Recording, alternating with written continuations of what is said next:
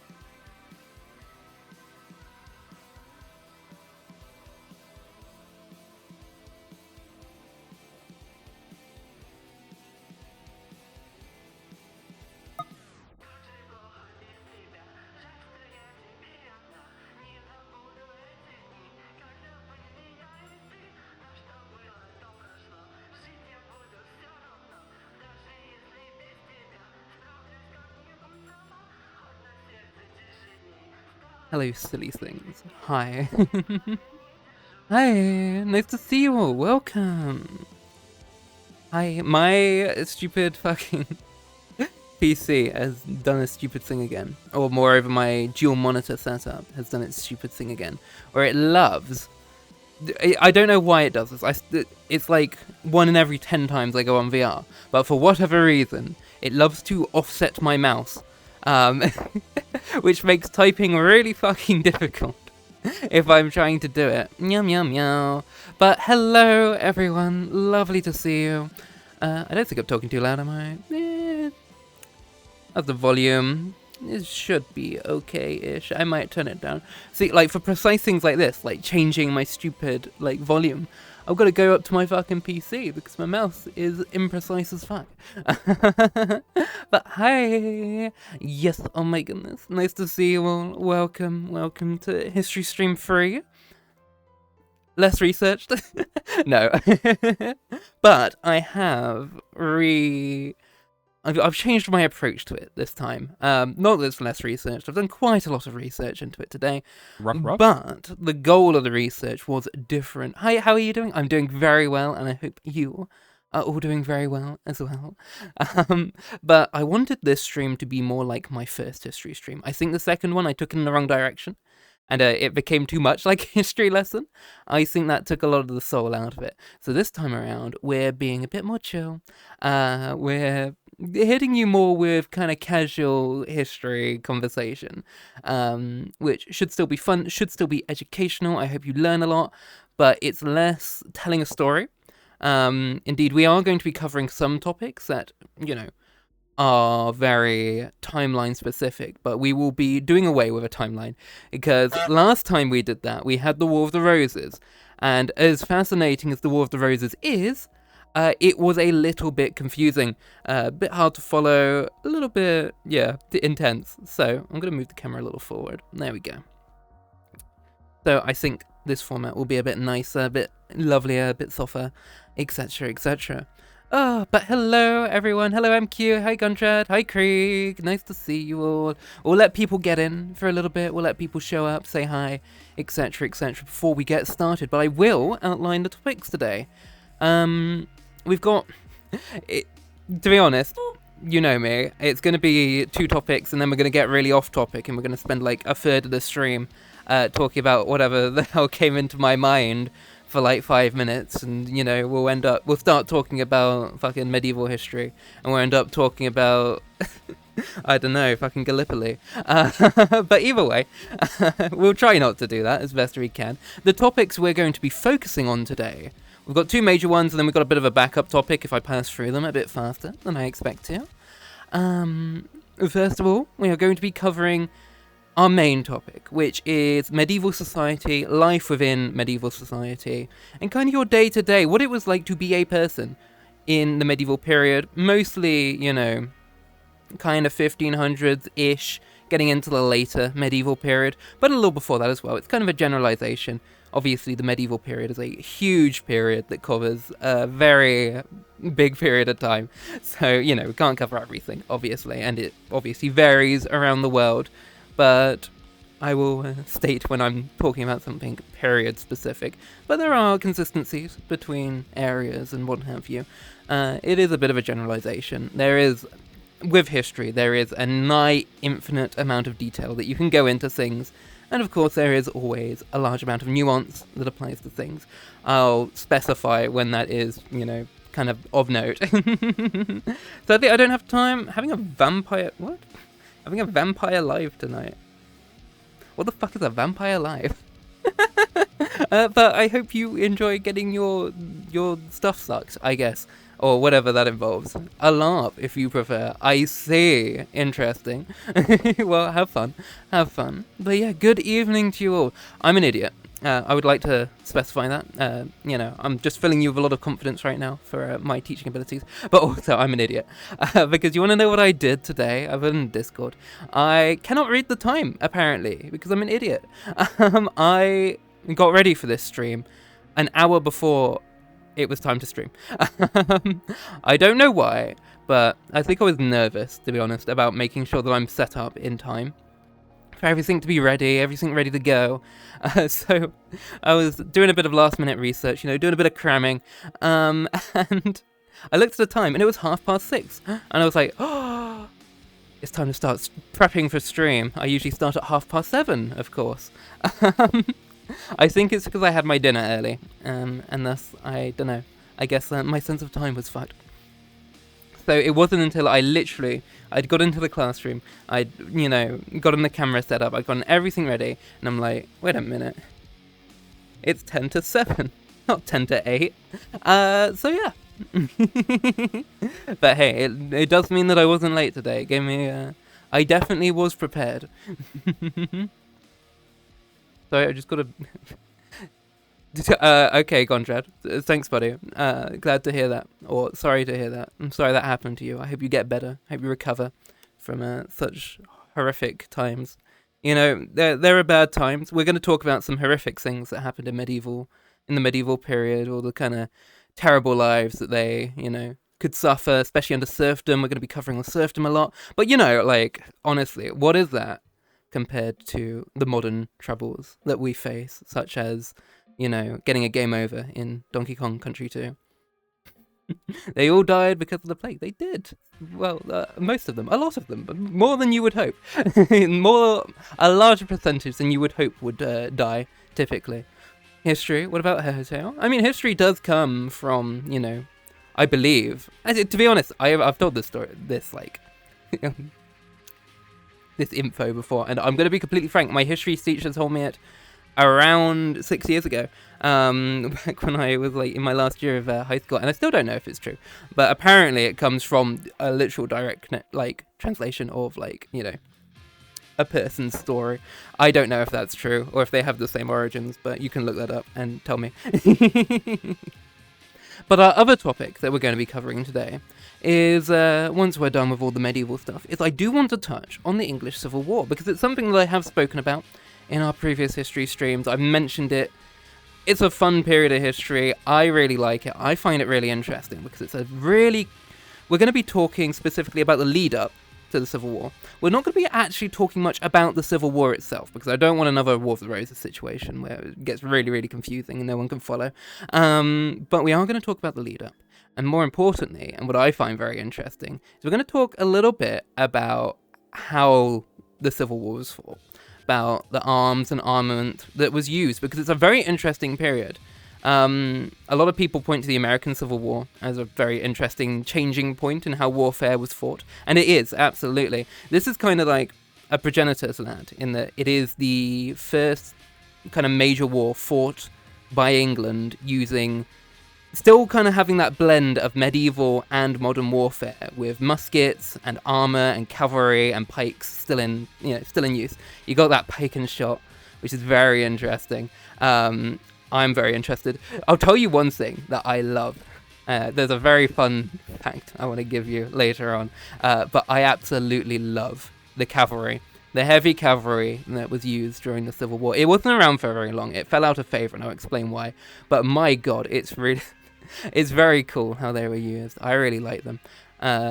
It's got a vibe to it. But we will probably start with our medieval period and stuff. How long have we been going? 15 minutes. I think that's enough time for everyone to have shown up, everyone to have gotten comfy, etc., etc. Hi, Hazel! Oh my god! Gontrad, you are very strange, darling. We will be talking about the sort of weapons that were used there. Varuna Prime Israel? Really? Really? Interesting. Is that new? Alright, don't distract me. We'll talk about Warframe another time. You can tell me after stream. But yes, very cool. Nice. Good to hear. Is this like a focus on anything in specific? Like crime and punishment, treaties, conflicts throughout the medieval times? Somewhat. We're going to cover most bases in what, it's going to be we're not going to go a super deep dive into specific jobs, etc., etc. It's more just, we're going to outline both, the social structure of medieval period, as we're mostly going to focus on medieval England, but a lot of it does apply to a lot of Europe.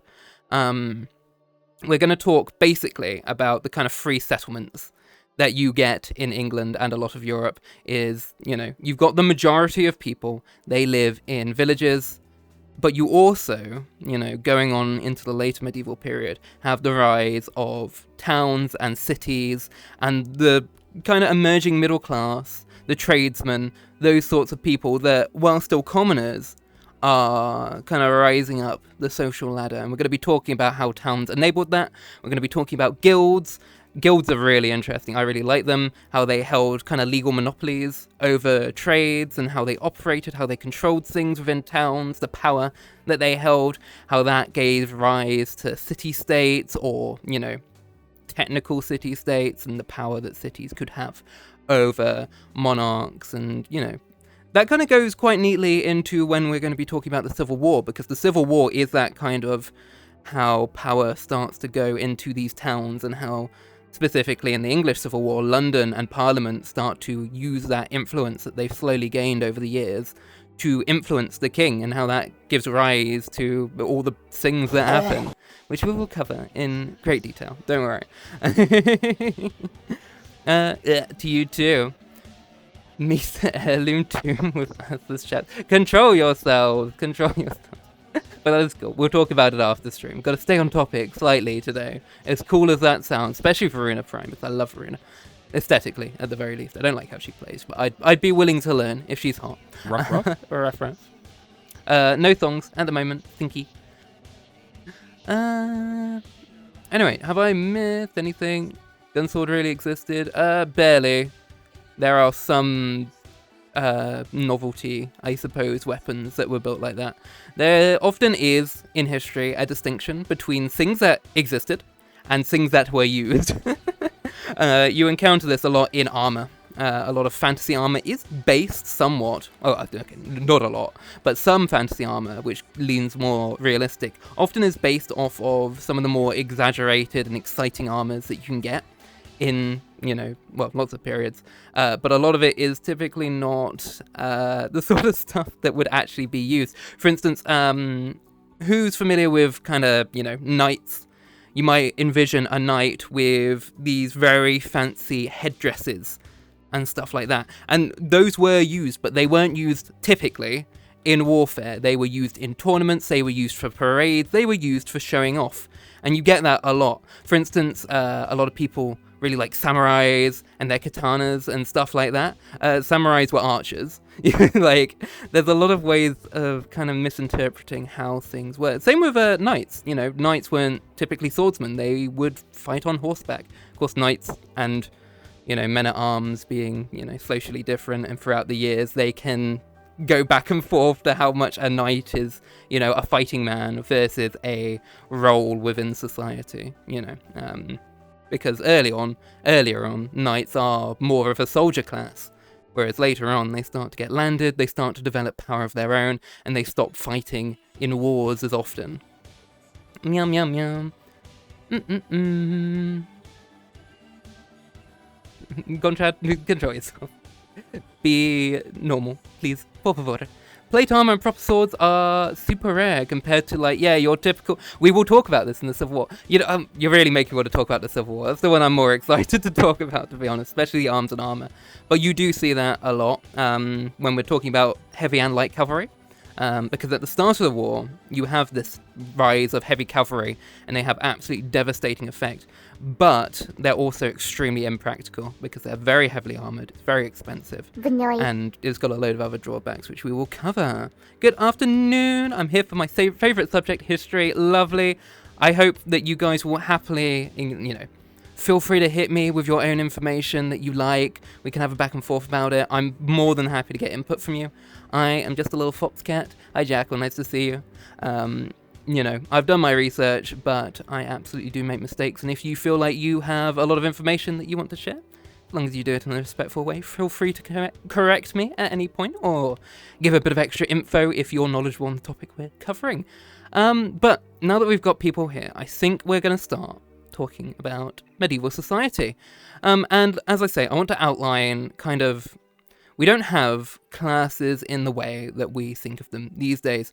Obviously, we've got history. Throughout history, classes change, and, you know, the roles in society and where people are placed within them change as well. You have, you know, kind of a rather linear line of diminishing royal presence and influence over England, and a rise of a very powerful middle class, which then becomes eventually a powerful aristocracy that kind of rises out of its own stuff in the 1800s and 1900s.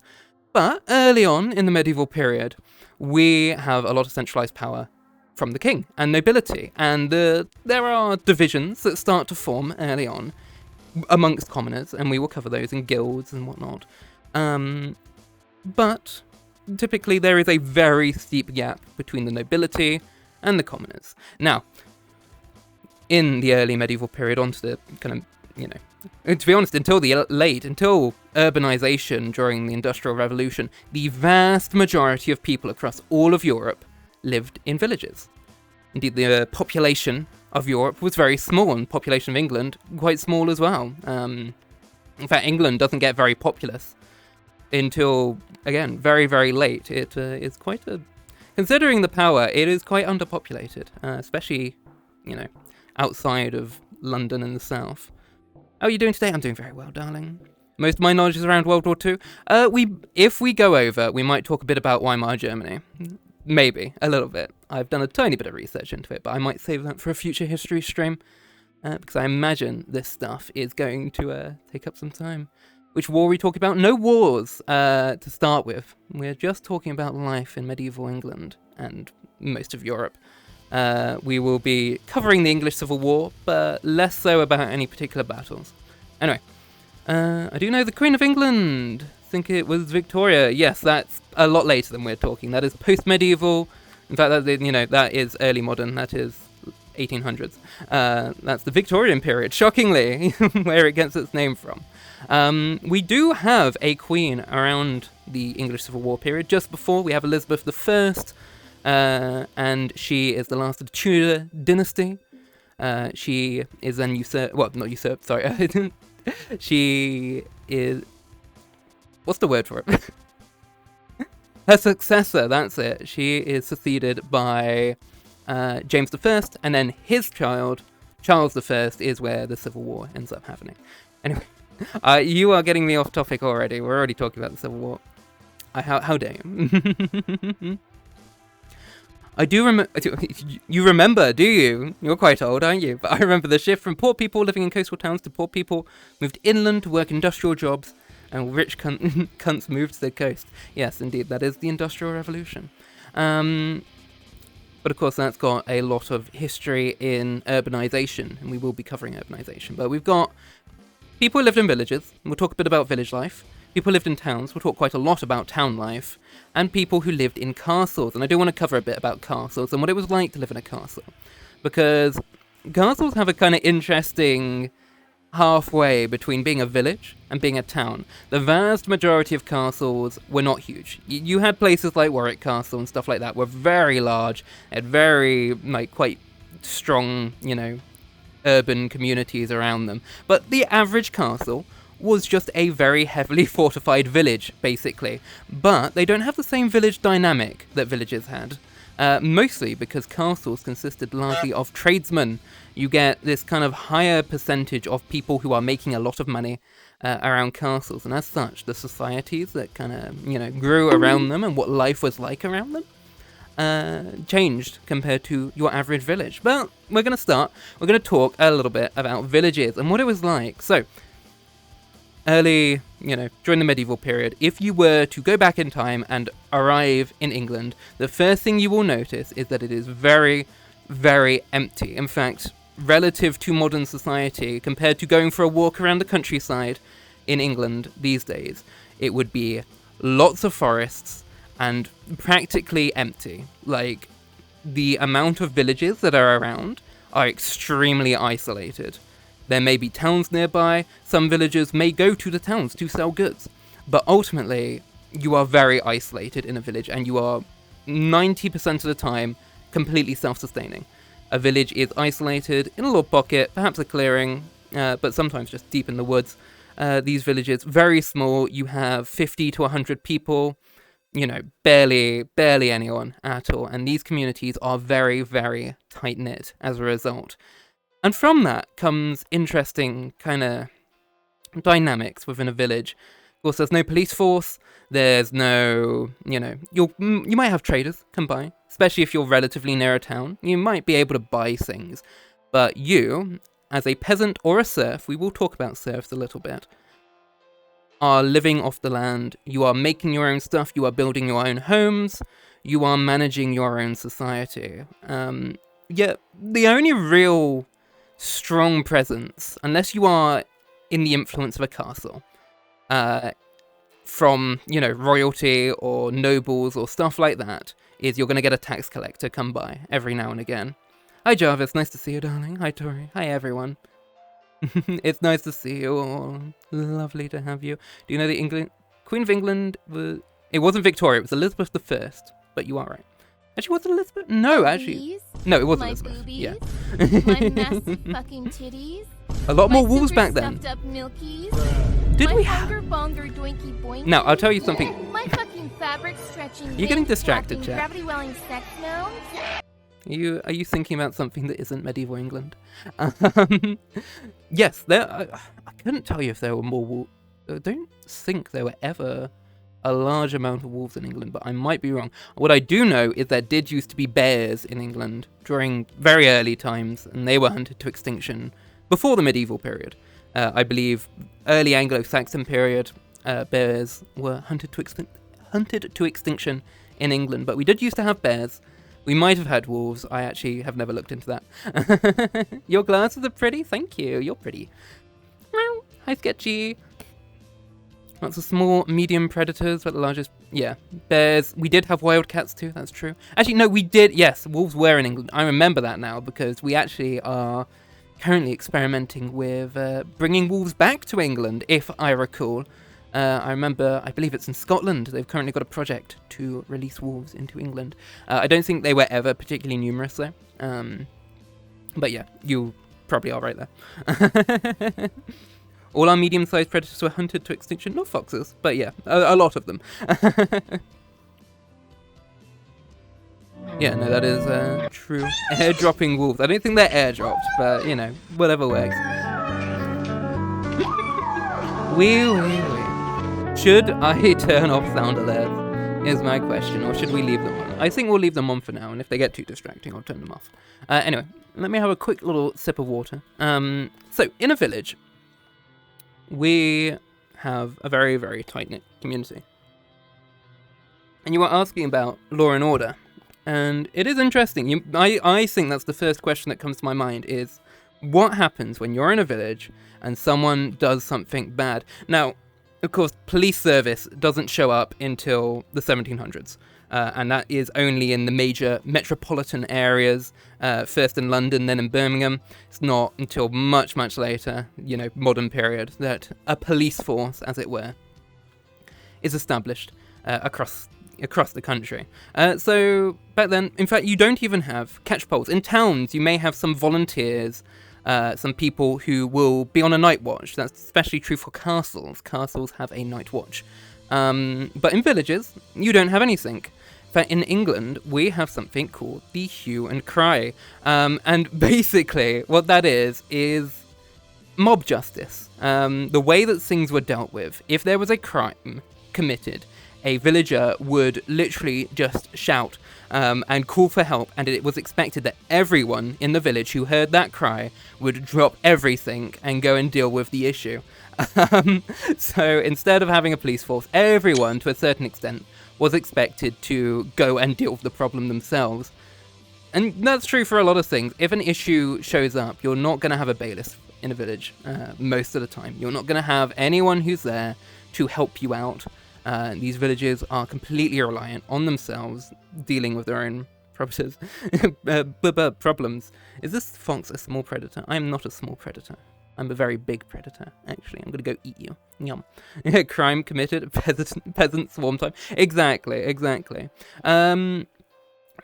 This could obviously be problematic if things were, mistreated or wrong or stuff like that. Sometimes it absolutely could lead to problems.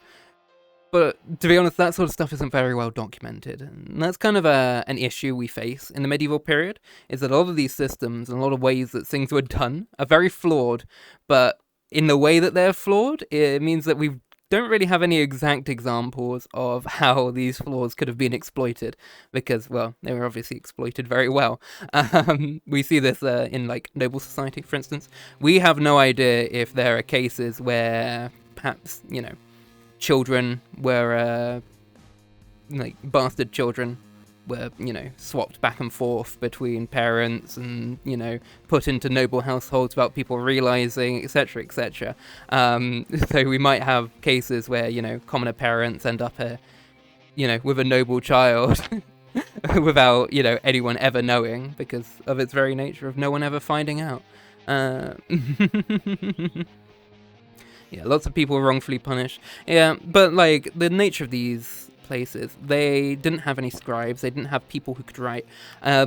Literacy is an interesting topic for this, because a lot of people are under the impression that medieval people cannot read or write, and that is only partially correct. A lot of people can read. Reading is relatively common. It's not like super common, you know. Most people can read, especially in towns. In villages, perhaps less so, but there's always a few people can read. The difference is the desire to write it down and the need to write it down. Typically, people read and wrote to a very basic extent, but when you come to actual documentation in an obvious way, and a way that, you know, we find these days, which is in books and chronicles and things that are all documented, that, you know, that didn't happen in villages. So our only understanding of villages, annoyingly, does come from towns and castles chronicling information about these villages. And the best kind of chronicle that we have in England is the Doomsday Book. A lot of people look to the Doomsday Book and they're like, yes, this is a really good documentation of literally everything in England. Issue with the Doomsday Book is it's actually very flawed. We don't get all the information. You want to know the biggest flaw? The Doomsday Book only chronicles around 270,000 people in England. As you may know, that is not everyone in England. In fact, a rather large demographic is left out. Can you guess who? You might be shocked. It's women. Women and children are not documented at all in the Doomsday Book. We have no idea, you know, about female populations. It is only men, and it is not all men, because they're, you know, statistically we know that there are areas that the Doomsday Book did not cover from archaeological digs, etc., etc. There are some villages that are just so isolated that even the king didn't know that they were there, you know, in deep Scotland, in Wales, places like that, where it's very, you know, unheard of. Hi teacher, sorry I'm late for class. That's fine. Meow, I escaped the basement. Hi Cyan, nice to see you all. But yeah. So, yeah, there's not a lot known about villages, but we can make assumptions based on the ones that are documented. They're usually the ones that have a bit more societal contact, and that's kind of our best understanding. But yeah, in terms of villages, something interesting. Rivers. A lot of places, especially towns, are built on rivers, but you would never, ever, especially from towns, drink from the river. Rivers are not places to drink from. Villages would drink from wells. They did not just drink dirty water, or they did not just drink mead, as, you know, or mead or ale, as a lot of people think. That idea comes actually from the late Victorian period, where gin became very popular. And that was drank instead of London's water, because all of London's groundwater was appalling. So that was very unsafe. I think that's true, but not during the medieval period. People they'd wash their clothes in rivers, perhaps, sometimes, maybe not in towns. But what they would mostly use rivers for, and why most towns and villages are located on rivers or streams, is because that's how you got goods shipped really easily. You know, if you could sail something down a river, especially on towns, that is why there is a water connection for most towns and places. It is for moving goods, largely. Early on, you do have, you know, places settled initially because of clean water, but that very quickly gets dirty. You need to build wells. But no, hi Aspie. Meow, you dropped a pencil. I guess I haven't shown you. There you go. Are you happy? Are you entertained now? You and your small attention span. Hi, hero. Nice to see you, darling. Meow, meow, meow. It's a wonder English people are alive, right? This is true for most of Europe.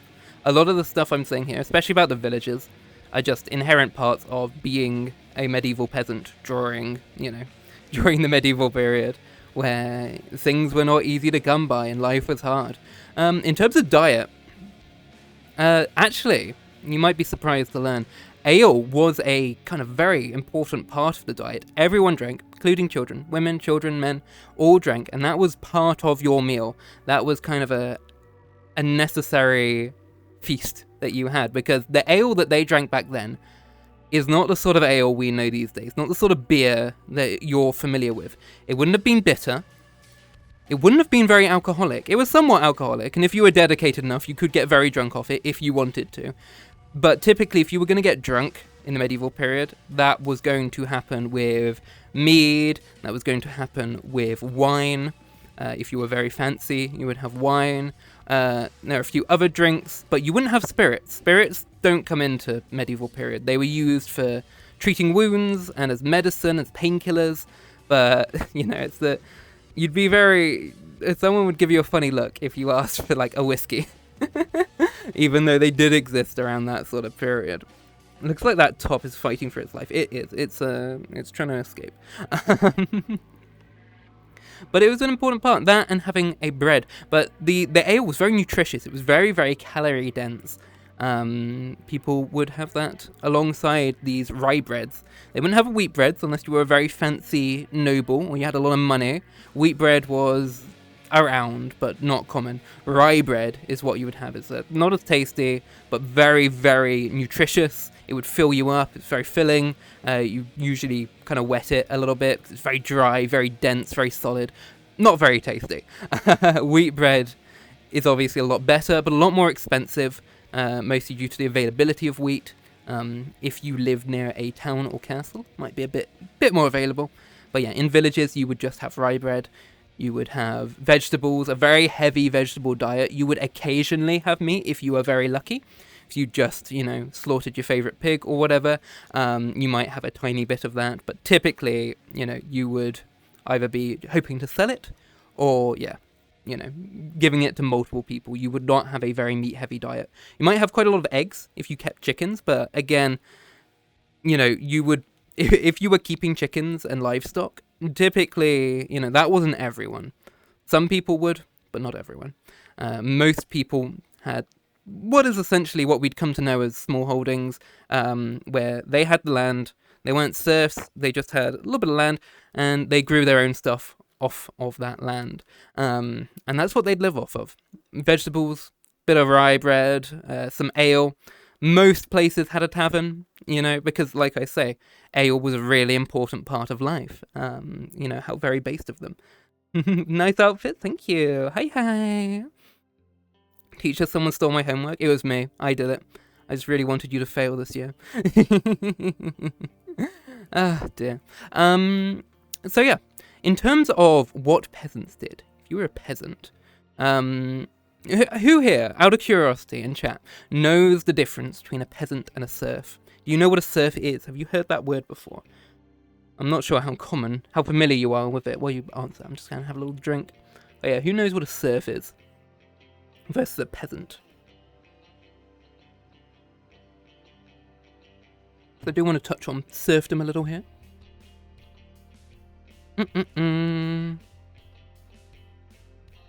Anyone know? Anyone familiar? It's fine if not. I will forgive you as a treat.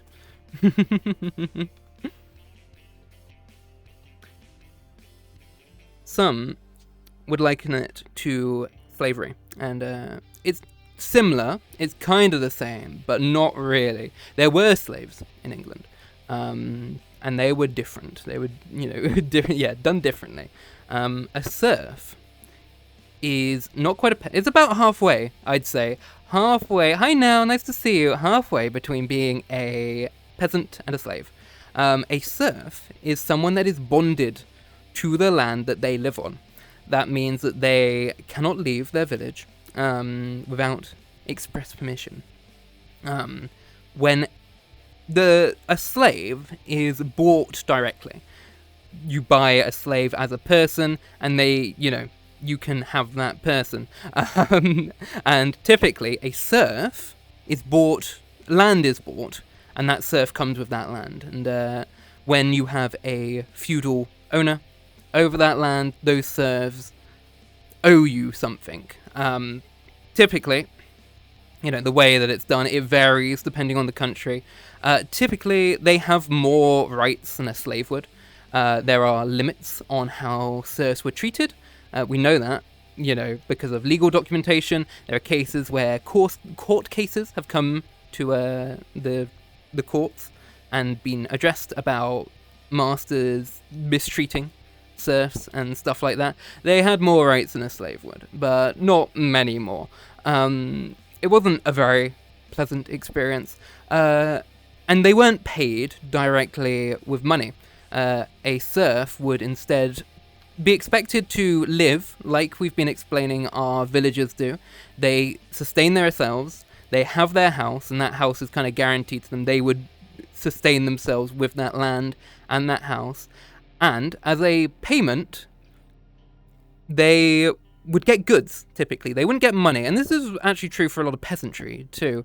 Money is not paid to peasants in the early medieval period. They are given goods, they are given food, sometimes supplies, sometimes, livestock, etc., etc.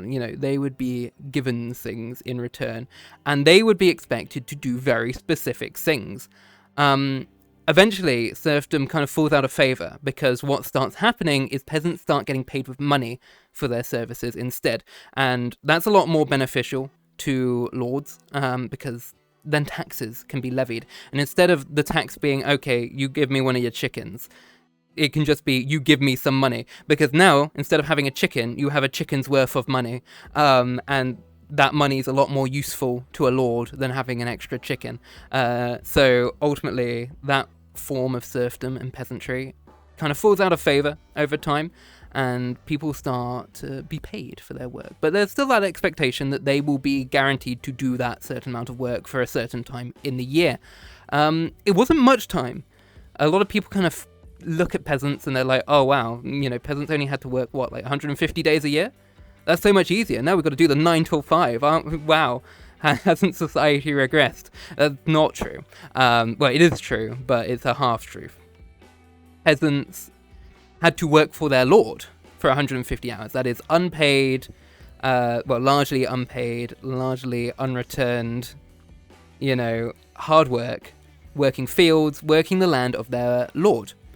The rest of the time was keeping themselves alive. They needed to work their own land. They needed to do their own jobs. They needed to make their own money. The free stuff, the unpaid work, or the very low compensation work, that was the 150 days where they're expected to do work for nothing, for other than the gratuity of getting to live on the land. Later on, that is replaced with rent. And they then do the work for actual pay, and then they still give it to the landlords. But it's slightly better than, being forced to work in exchange for getting a house, a home over your head. If you didn't do that, you would get in a lot of trouble. The way to escape serfdom is, you could run away, actually.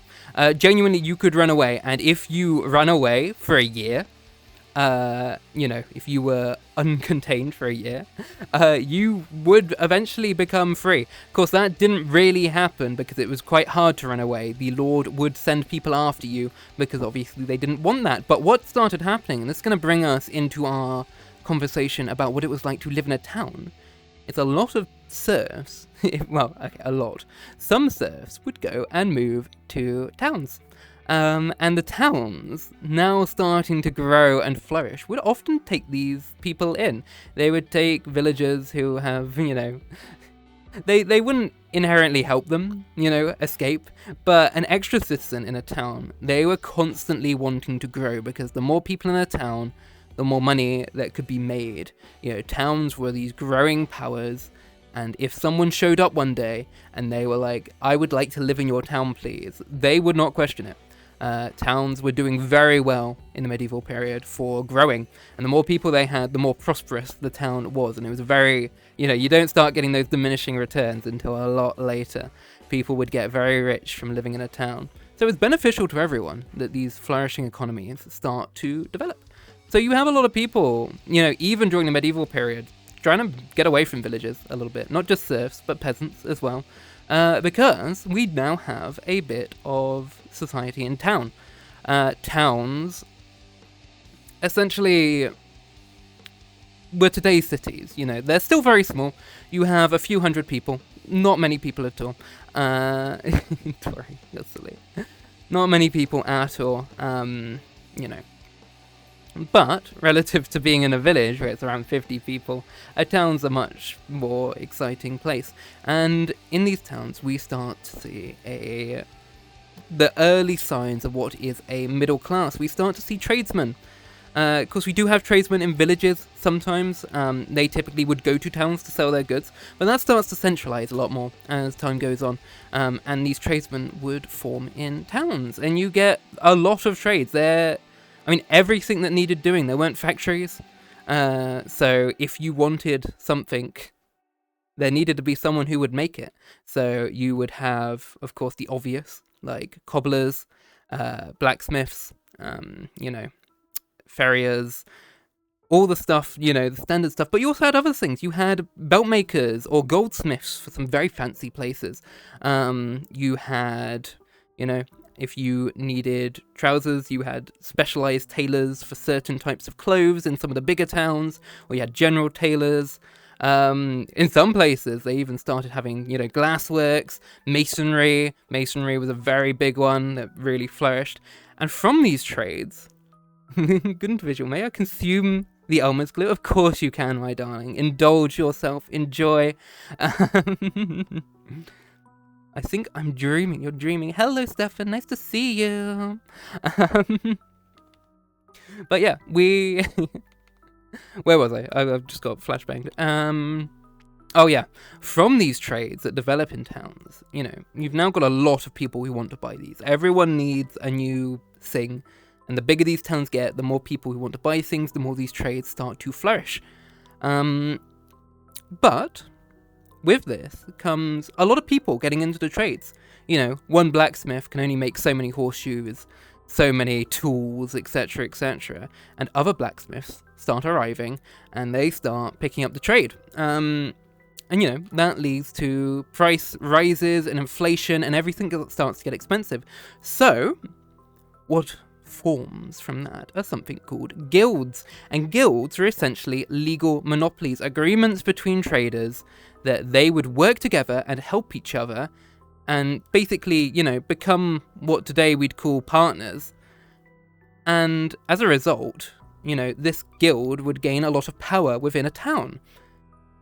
It was quite mutually beneficial, and to become then, with this guild established, they'd get some recognition from the people in charge. And as a result of that, these guilds would now have a monopoly over things. And if someone wanted to get into trade, they needed to, for better or for worse, get in with the guild. These are, not free markets. There wasn't competition. They controlled the prices. They controlled the quality. And depending on your opinions on that sort of stuff, that is a good or bad thing. It did keep things very stable, but it did start to make towns go from these kind of...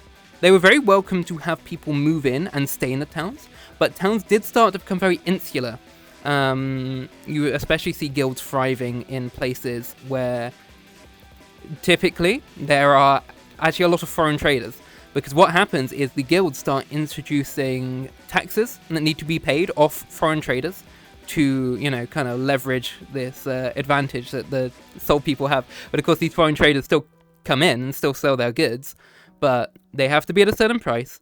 There have to be taxes paid. So these guilds continue to make money off of that. But it was, meant to be these kind of protectionism, early protectionism sort of policies. And now, almost every trade had a guild. There was even a guild for the people who would clear out muck from chamber pots. and sell them to farmers to be spread across fields. There was a guild for that. There was a guild for belt makers, boot makers, goldsmiths, armorers, any sort of trade that you can think of ended up with a guild during the medieval period. Now, not all of them got very powerful. Some of them got surprisingly powerful. The muck, I can't remember the official word for it, but the people who cleared out chamber pots became shockingly powerful as a guild. But yeah, livestock too, maybe? Livestock is a little different. Guilds were there were two types. There were trades guilds, and that's for making things, and there were merchant guilds, and that's for selling the goods from traders. That's kind of where your village-town dynamic comes from. The merchants would buy the goods from the traders in the towns, and then, or buy them from the traders. These guilds would work quite closely together. For instance, if you were a blacksmith and you were making a nice fancy sword for a nobleman, for instance, I've been playing too much Kingdom Come Deliverance, but if you were, you would have to talk to, you'd have to talk to your blacksmith's guild first, and then you would have to talk to the goldsmith's guild, because they would want to, you would make the sword, you would craft it, but if you wanted a gold engraving or something like that, you had to then, cooperate with the guilds. And all these guilds worked very closely together, and they made sure that if you're a blacksmith, you better not be doing any work with gold, okay? They kept everyone very in line. Every tradesman had a very specific job, and that's what they stuck at doing. Also, thank you very much, Remy, for the follow. Much appreciated, darling. Lovely to see you. I think you guys are getting a little distracted. I don't know what kind of gives me that idea. But yes. And these guilds genuinely got very, very powerful because they were very rich. If you were on that guild council, you would have a great deal of control over your industry, and you would get very, very rich. And this is kind of where the middle class comes from. They're not quite as powerful. Well, actually, I say that. They do. Some of the most powerful ones do kind of start negotiating with nobles kind of on the same level. They start going up to these nobles, and they start making quite strong demands of the people who rule over this land, because they have a lot of influence. Because, I can't think of any specific examples, but they absolutely had the power to be like, you know what? There weren't strikes or anything like that, but if you're going to annoy us, we're going to start selling our goods elsewhere. We're going to start causing problems. We're going to start restricting our sales, or, not strikes as they were, but like they had a lot of leverage over the functioning of the town, and as a result they got their way a lot, and that's kind of how they gained all this power. Eventually you see a lot of these, across Europe, some city-states are leveraging, a lot of the way that they get their independence is by leveraging the guilds in favor of these, kind of independent town councils that end up, controlling these city-states.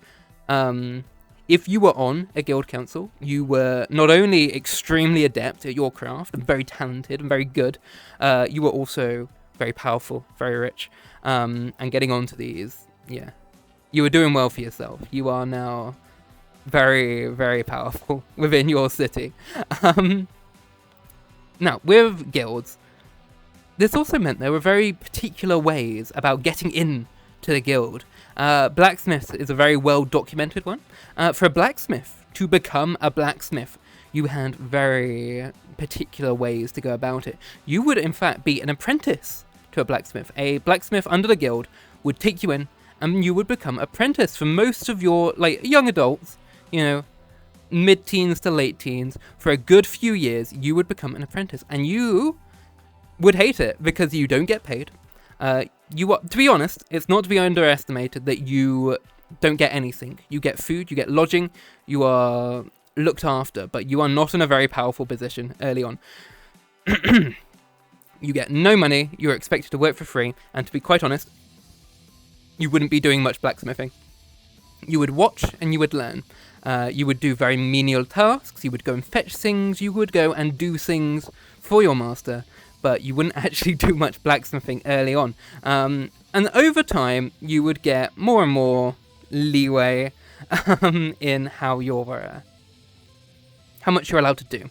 and you'd learn over time. And eventually, once you're at a position that the guild, a designated amount of time as an apprentice under the guild, you would finally become a journeyman. And as a journeyman, you're still under a master. You still have a master blacksmith who you work under, but this is where you start making your money, and that's why you're called a journeyman, because, well, actually, quite directly, a lot of the time you would be going out to go and sell your goods of your master. If you had to go to another town to go and sell your goods, you would be, you're usually the one to do it. You'd send a journeyman out.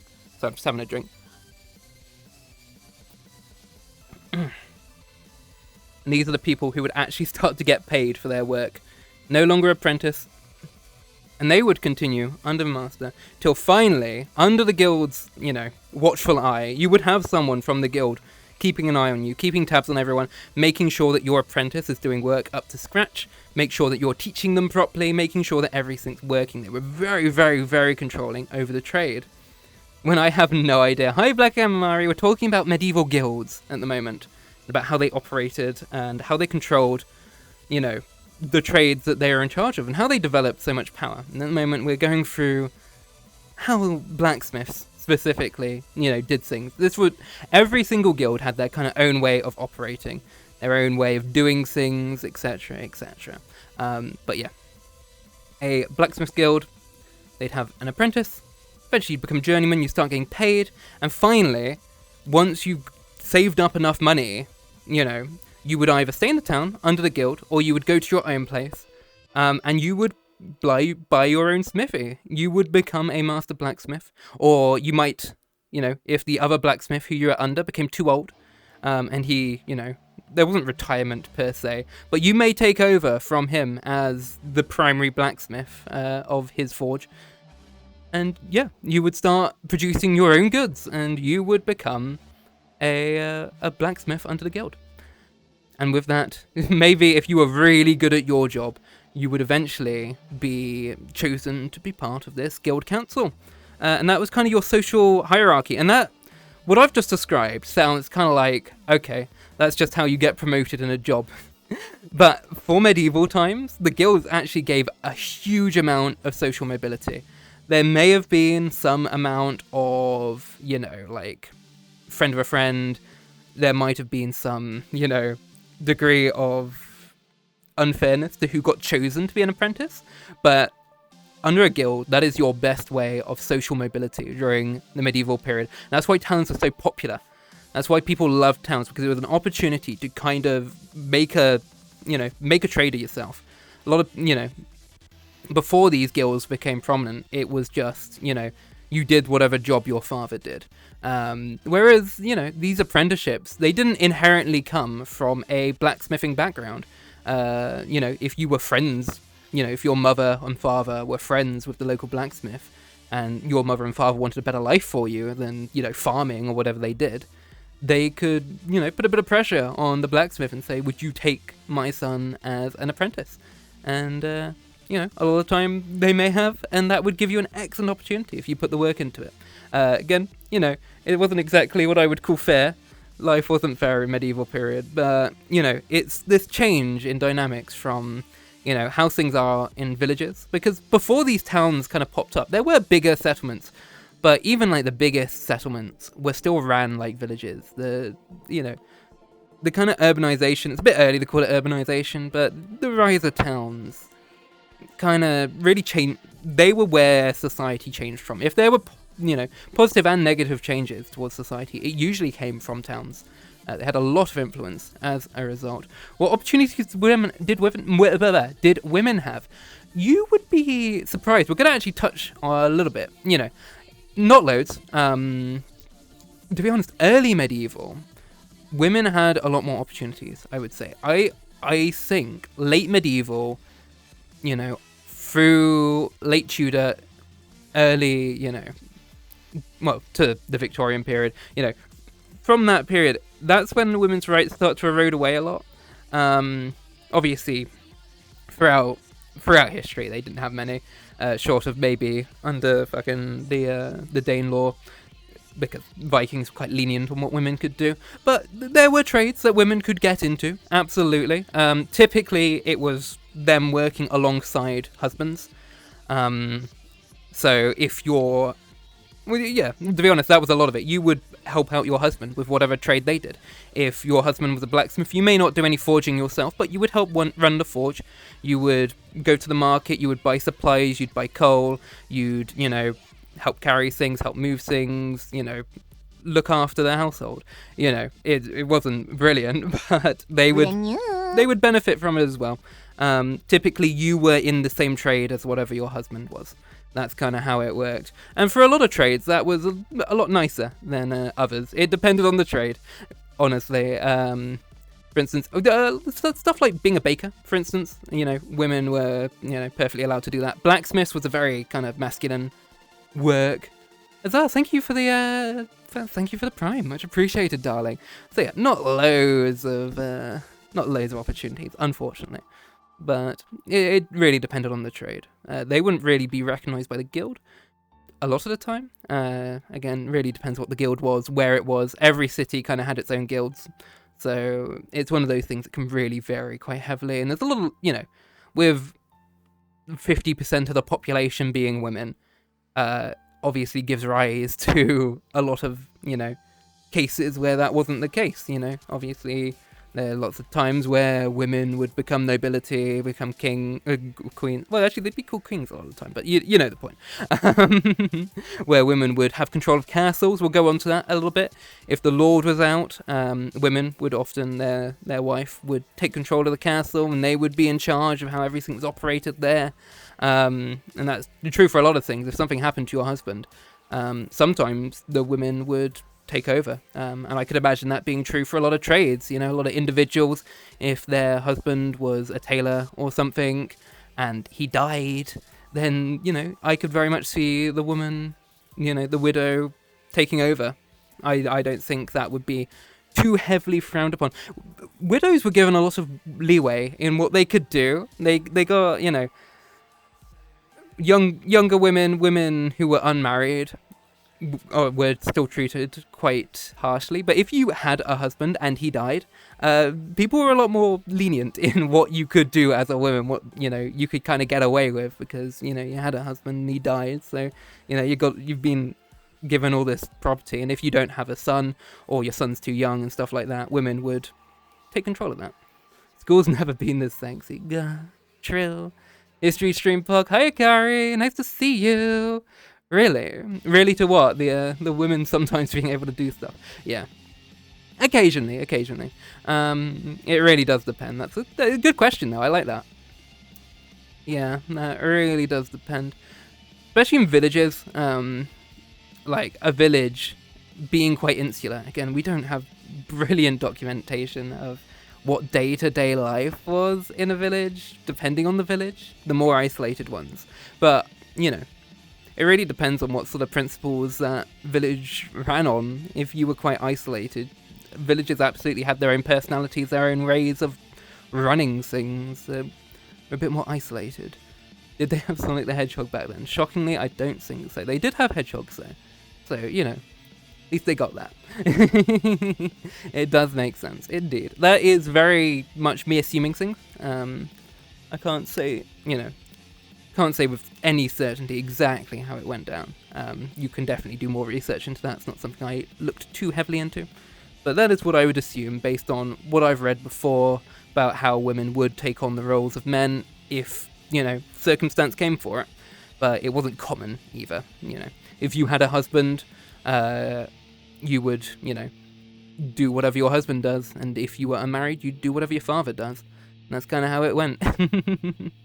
But if you were a widow, you got a bit more leniency in what you got up to. Anyway, is there anything else I want to mention about towns? I mean, you can see, obviously, how guilds leverage that power, that influence over towns and all that sort of stuff.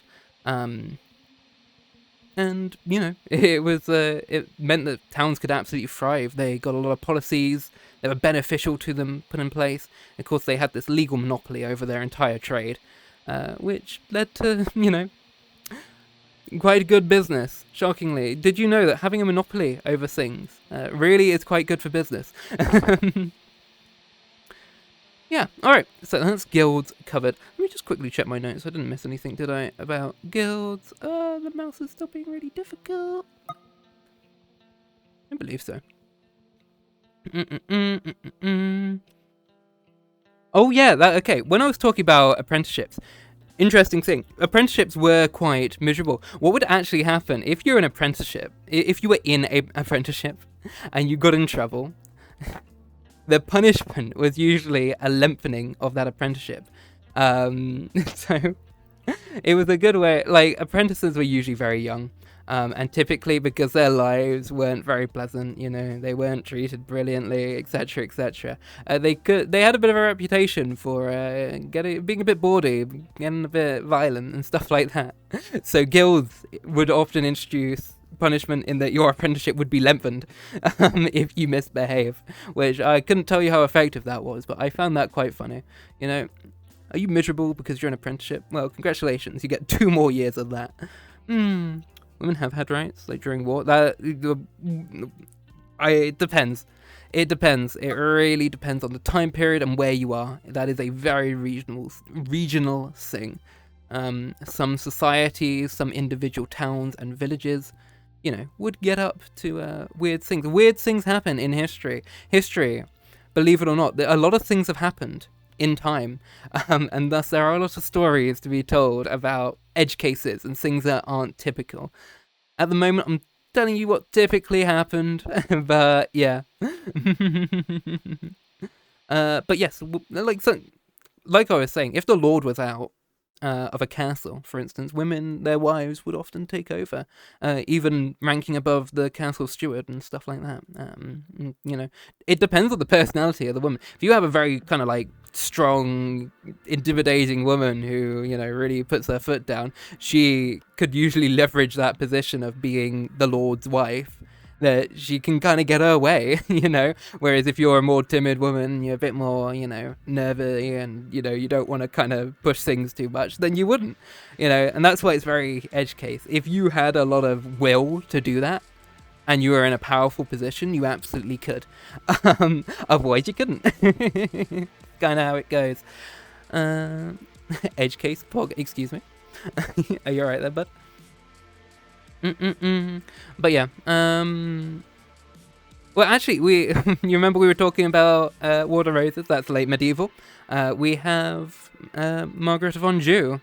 She was a woman, and she became the leader of the Lancastrians for a very, very long time, and she was extremely powerful, and that's because her, you know, yeah, she was just put in that position. She was a very strong woman. She had a lot of, you know, she was very, very determined, and as a result, she did very well for herself. Was it Anjou? Yeah, Margaret of Anjou was Henry's wife, right? Yes, because Woodville's the other one. I was getting the two mixed up. Yes, meow, meow, meow.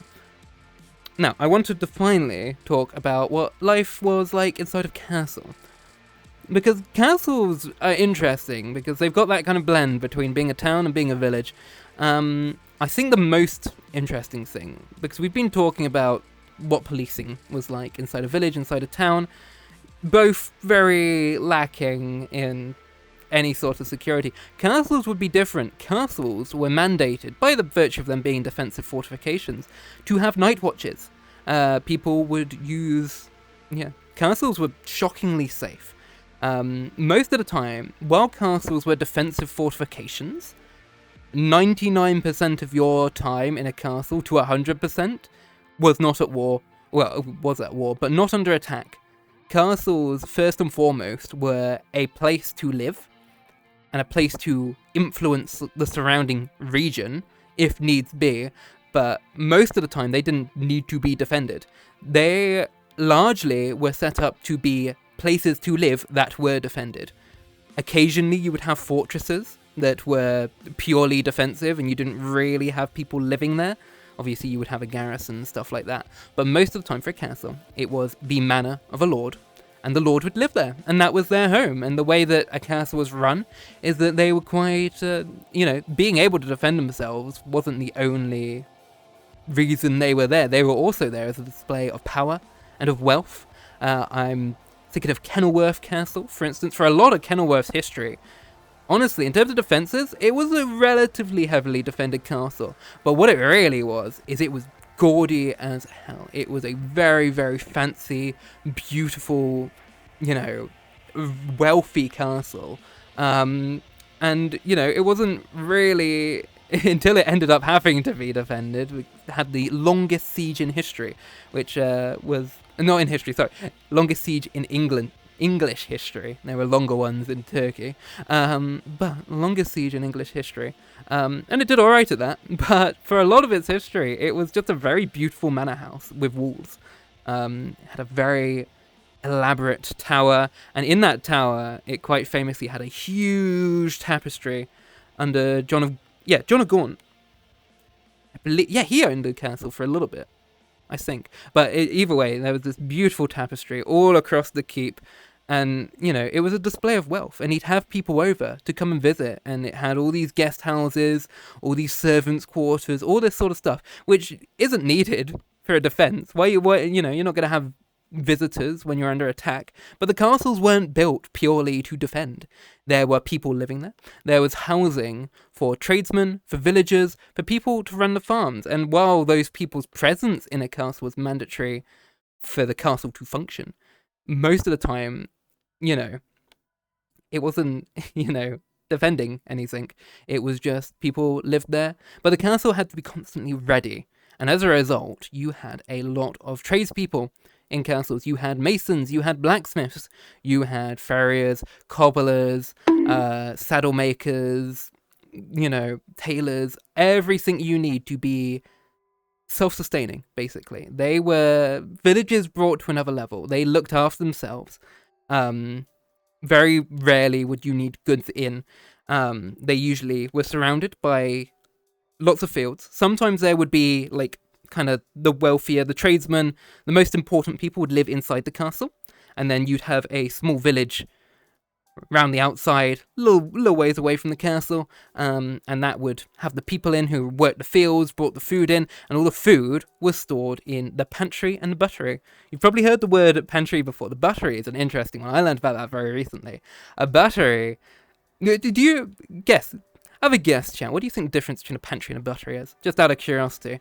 But both had, well, you guess, both had people in charge of them, and they would make sure that these two food storage areas would be filled at all times, constantly maintained, looked after, and managed, so that if the castle came under siege, if it was needed to, there would be enough food to last as long as possible. Of course, that would change depending on, you know, well, depending on everything. If you were expecting attacks, obviously you would fill up the granaries as much as possible, make sure everything's there. Hello, Nemo. Hey, sweetie. Nice to see you. Welcome, welcome, welcome. We are talking about medieval life right now, but welcome. I hope you're doing well. We're having a history stream at the moment. Being educational, we're learning. And right now we're talking about how castles functioned. I just got here, you don't know what's going on. I only asked, you know, cold versus room temp? Kind of, actually. You're close. The difference between a pantry and a buttery is pantries are for dry foods like bread, wheat, rye bread, cheese to a certain extent, anything that kind of, you know, dry foods, whereas a buttery is wet foods, milk, drinks, ale, wine, etc. And yeah, that would be cool, like a cooler kind of basement area, whereas a pantry, because it's dry, might have been kept in a different place. And as a result, you had a pannier and a I think it's butler. It's actually called a butler. But either way, both of them would work closely together, make sure that food is stocked in the castle. They would work very closely with the kitchen of the castle. Kitchens, interestingly, often completely separate from the rest of the castle, quite far away. You, perhaps inconveniently so, would have a kitchen kind of as far away from everything else as possible. The reason being is that kitchens had a annoying tendency to burn down. In fact, my example of Kenilworth Castle, notoriously, 3 times in its history had a very large fire that originated from the kitchen. Kenilworth liked to burn down quite a lot, but that was typically, the kitchen was separated as it could to limit how much that could do. But how are you doing, Yumo? What did you get up to today in stream? Well, actually, I know that you've been playing Slay the Spire. How was it? I've been loving Slay the Spire recently. Mwah, mwah, mwah, mwah, mwah. It's nice to see you, though, darling. I hope you're having a lovely day. A lovely Saturday. I am, too. Let me have a little drink because I'm talking a lot and my throat is getting dry. Meow.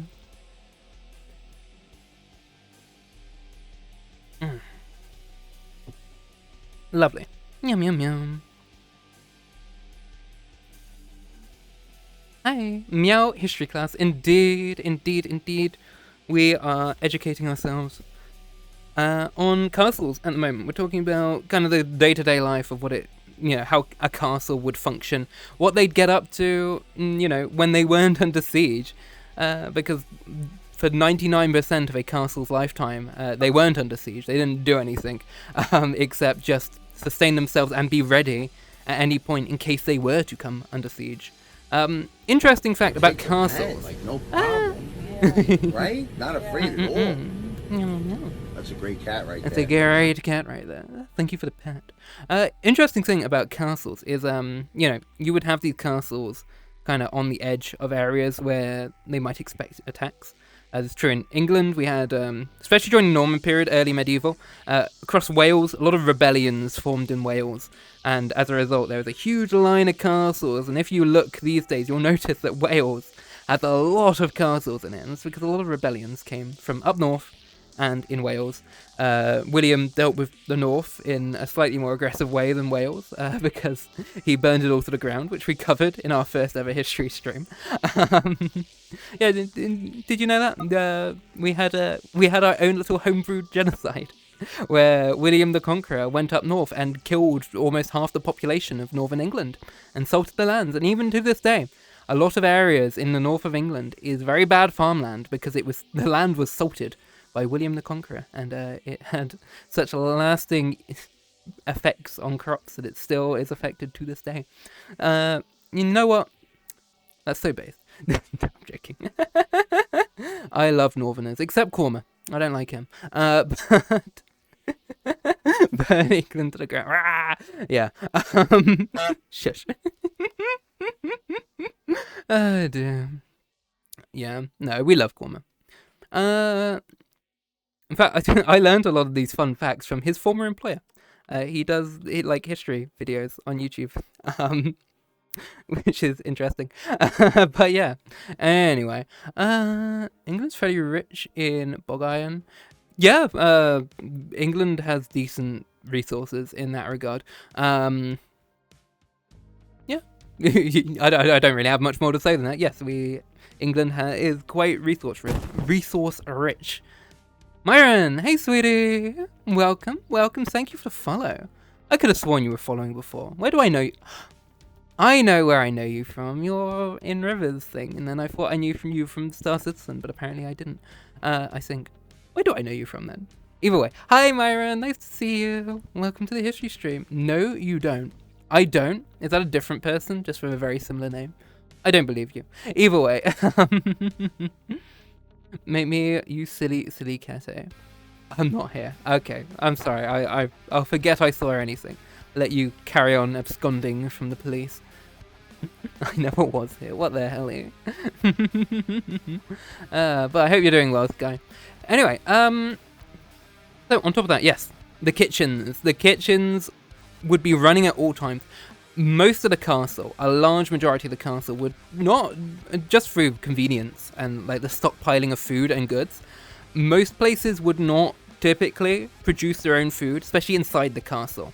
The villages would have huge fields that are outside the castle, and they would bring all the goods into the castle. They wouldn't keep any for themselves, and what would happen is that the cooks inside the castle would prepare very large communal meals for the vast majority of people inside the castle. They'd be very simple meals, they'd be rye bread and ale, as most people's meals were, obviously something very fancy for the nobility and the slightly higher class people, as we'd call it today, but the tradesmen, the bailiff, etc. But yeah, it would all be produced in these very, very large kitchens. If you ever look at a castle, the kitchen is typically very, very big. It's a very noticeable building. But yeah, they did like to burn down a lot. And you'd have these people in charge of logistics. They'd make sure that, there's always enough food inside the pantries and the kitchen gets exactly what it needs, exactly when it needed. And castles would run like a very finely oiled machine. They had very specific ways of managing and working, and that was all typically organized. Obviously, there were levels to this. You had the people in charge of the food stocks, etc. You had the cook, the head cook, and they'd have a lot of like little mini cooks. They were very small little cooks, but no, they had a lot of assistants working with them and stuff like that. But the steward of the castle was typically the most important person of the castle. The lord would be in charge of the castle, but he typically didn't run the day-to-day. He would pass off in very important stuff, should we build a curtain wall to the north side of the castle? He'd be like, he'd have to talk it over with people, make sure he can afford it. He'd be financing everything. But the steward, for the day-to-day, this wall needs a repair, this house has a hole in the roof, the tapestry needs renewing, etc., etc. That would all be sorted by the steward of the castle, and he had a lot to do. And castles were, their success, their strength, typically all relied on how well managed it was by a steward. And stewards typically got very, very powerful. They weren't always... Typically, they were nobles, lower nobility. Occasionally, a very talented commoner. Someone was a very, very skilled mason with a lot of experience. They could, end up as a steward of a castle. It wasn't common, but it did happen. Good names, thank you for the follow, darling. Now, I think this is the most confusing and simultaneously most straightforward history lesson I've ever had. It was confusing. Feel free to ask questions if something doesn't make too much sense. I know it's a bit confusing if you're joining partway, but at the moment we're just explaining the day-to-day of how castles work. Just some information about it. There's no story about it. I'm just kind of laying on facts to you, and you're free to take up whatever you find mildly interesting. That's kind of the format I wanted to do. In the past, for our previous history stream, we had a bit of a more straightforward narrative, and that was I liked that, but I think it got very confusing. I don't want it to be too confusing. The confusing part is the teacher. Oh, what? This? Yeah. I get you. That's fair. But I'm glad you're enjoying it. We were a very large centre of industrial revolution in Europe. Yes, we were the first, really, industrial revolution. We were pioneers of that. But obviously that is post-medieval, early modern, well, mid-modern to be honest. Actually, no, early modern, no, never mind. But yes, that is early modern history, rather than medieval. This, there are advancements that happen that kind of push us towards the inevitable, eventual industrial revolution. And part of that is urbanization. We do see the very, very early stages of urbanization with people moving to towns, but it's not quite the same thing. Urbanization is mostly an industrial thing. It happens a little before, and it happens in other countries a little before us. You see it a lot in Germany, in Italy. Urbanization kind of happens where it's not just moving to towns, it's moving to very large cities. You have some very huge cities that have been around since antiquity that are massive. You've got Venice, for instance, which is its own independent city-state that does very well for itself. Venice is its own, it's everything I've kind of said turned up to 1,000. People from all around Italy, Germany, all the surrounding areas would move to Venice to go and live there. You had some of the most talented tradesmen, anyone who had a lot of money and something to give to Venice would go down there, and they would stay there for either their entire lives or they'd go visit there. They'd learn from some of the masters there. You had a lot of very talented tradesmen who lived there. So yeah, you would have people go and visit there. There was education, there was universities, all those sorts of stuff. That happened mostly in Europe. England was a little behind in that, in terms of this kind of scholarly revolution that happened early on. You'd have nobles who left England and went to study in Vienna and places like that, these big cities in Europe that had these universities, had these educational, places. all these, very talented tradesmen, and they'd learn and then they'd come back to England and they'd spread their knowledge through that. But yeah, we were actually a little behind that in England. It was a little quieter around us because our population was still very small. It's kind of hard to get, during the Industrial Revolution, during this early modern period, we have this explosion of growth where suddenly we go from having a few million to tens of million people. Our population density skyrockets, and that's urbanization. That's what happens, both encouraging and as a result of urbanization. But during the medieval period, especially early medieval, we have a tiny population, around 2 million people, whereas the much denser places like Italy and, southern Germany, they have much denser populations, they have these huge cities, there's a lot more people around there. So yeah, didn't England purposely burn books which hold education from peasants there? No. Not inherently, no. There's no grand movements for that. There was education in England, of course. There just weren't these great universities like in Vienna, like in, Rome and Venice and all these places that, are famous for specifically being places you go to learn. But there were still scholarly people. There were still people who would write and teach each other stuff. But it wasn't these great, houses of learning. It was just, you would learn a trade from someone. You would learn through books and writing and reading and all that sort of stuff. Most people in towns could read during the medieval period, which is often misrepresented. Not everyone, there were stupid people. There was no formal education, but people would learn. People would go out their way to learn to read and write. They would pay someone to teach them the basics, because it helps to be able to read. Shockingly, as useful as it is to be able to read in modern society, it is also useful to be able to read back in the day. Dark Ages, we don't really call them the Dark Ages anymore. We call them early medieval period. There wasn't much written down then, and that wasn't inherently because people were stupid. It's simply because people didn't chronicle things. It's quite the fact of it. People just didn't feel the need to write down history. It was quite a tumultuous time. There's a lot of war, a lot of things happening, and people just kind of got by. But there was no culture didn't go, and we actually know that because of things like the Sutton Hoo helmet. That's a really commonly reference to. A lot of these guilds and stuff are late medieval period we're kind of talking about, but absolutely there were extremely talented craftsmen. We know that there were because of archaeological findings, and the Sutton Hoo helmet is one of the most famous ones. It is an absolutely beautiful, exquisitely crafted helmet from the Dark Ages. And, were what people say about the Dark Ages true, that helmet wouldn't exist because all these brilliant craftsmen were lost to history. Lost to time. The Romans, they had lots of really talented, architects and all that stuff. Didn't happen, all this education kind of went out the window and everyone had to start from scratch. But we know that's not true.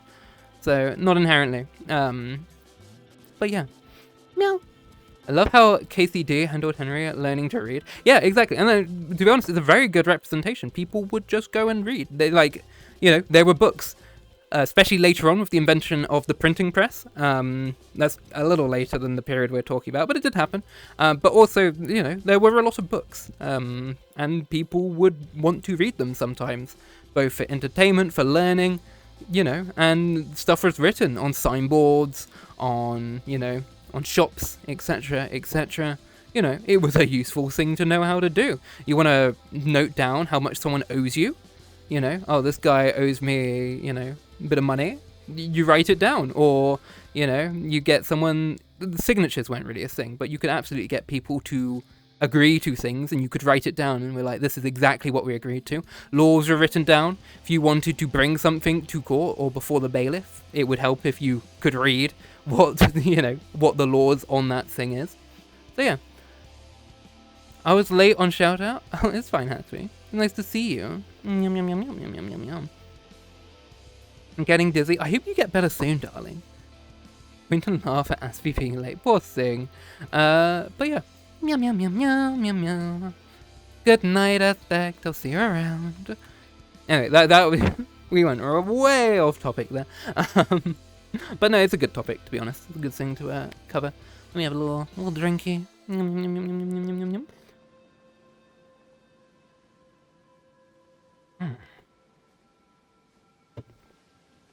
Anyway, is there anything else I wanted to cover? We kind of got the basics of castles. You would have carpenters in castles, and they were very important because a lot of castles you see these days, these stone structures around castles. They're the things that kind of survive through history. And we have an idea of castles being these foreboding, stone structures, but actually a lot of castles had wooden structures as well attached to them. Typically the housing, the less important things, the things that you weren't going to have big rocks thrown at or bombards shot at. They would construct like these kind of sheds atop, what were they called? Hoardings, that's it. They had hoardings where they would have these kind of little wooden overhangs that were temporary. And, if they knew they were going to attack, they'd get these set up in times of war. But they were temporary, so they didn't stick around for very long. And thus, you don't see them on the modern structures and stuff like that. So, carpenters were just as important as masons. You'd have a lot of them in castles. And, they'd have quite an interesting job, keep themselves very busy. But yeah, lots of trades within castles. A much higher percentage of tradesmen to, peasant compared to a town or a village. And yeah, you'd have a lot of very wealthy people living there. And that's why you kind of got these quite fancy castles because a lot of money was poured into it. But you had some little cheap shit castles as well as a trait, which wouldn't always have exactly what you needed, but they were good enough. They typically would import more things, or at a time of war they'd be good enough. But the proper castles, the big ones, would typically be completely self-sustaining, or as best they possibly could be. Can you cover how cute you are? I'm very cute. There you go. Topic covered. No more questions. Anyway, I think, is there anything else I need to cover for medieval period? There's a lot of small things that I could easily cover. But I kind of just wanted to talk about, what life was like in towns, villages, cities, covering the guilds, covering, castles, etc., etc. I'll tell you an interesting thing. Here's a little tidbit of history, completely unrelated to anything else, but I learnt it recently because I thought it was interesting. Have you ever seen the term ye olde? Y-E-O-L-D-E.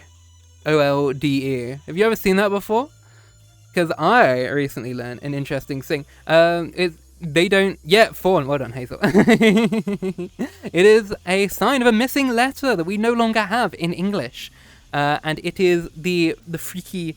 It is the fawn, which is a freaky little P/B.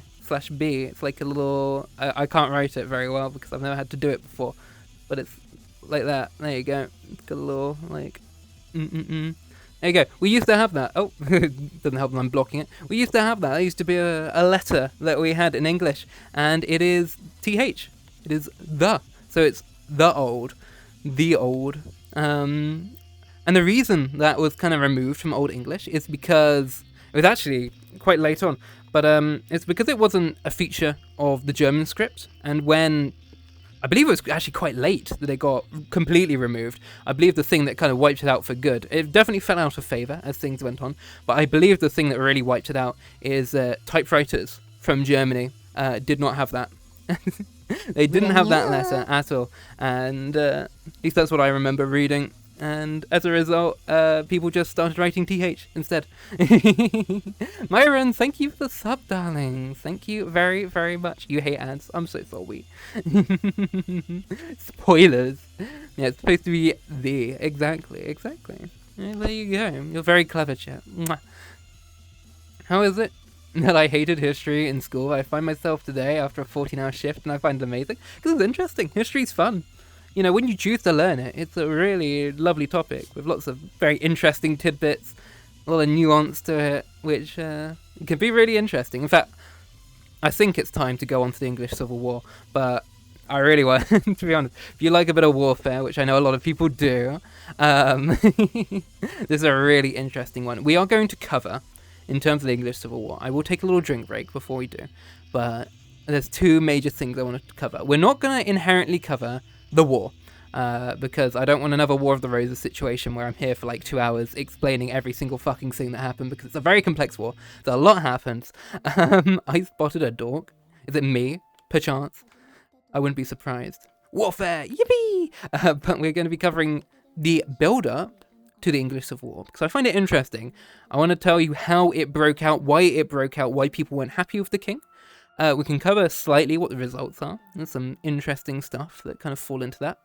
And the part that I find very interesting is the arms and armament of the Civil War, how it was fought, because the Civil War comes at a very interesting turning point in history, where the rise of gunpowder is starting to take prevalence, and there's a lot of misconceptions about how, well, there's a lot of partially correct and misconceptions things about how gunpowder affected medieval warfare. Because lots of people kind of have in their idea that the day that the armoured knight kind of died is the day that muskets became somewhat prevalent on the battlefield, and it's not true. We have an interesting period, this being the period where gunpowder and cavalry and armoured knights clash and come together and fight. And it's very interesting, the tactics that derive from it. You might have heard of pike and shot. That is a really interesting case where you have gunmen and you have pikemen, and they work together to defeat the very prevalent heavy and light cavalry that is very prominent on the battlefields of the Civil War. British Isles have some really interesting pagan beliefs. How prevalent were these back then? I know the Christian zeitgeist was in full swing then.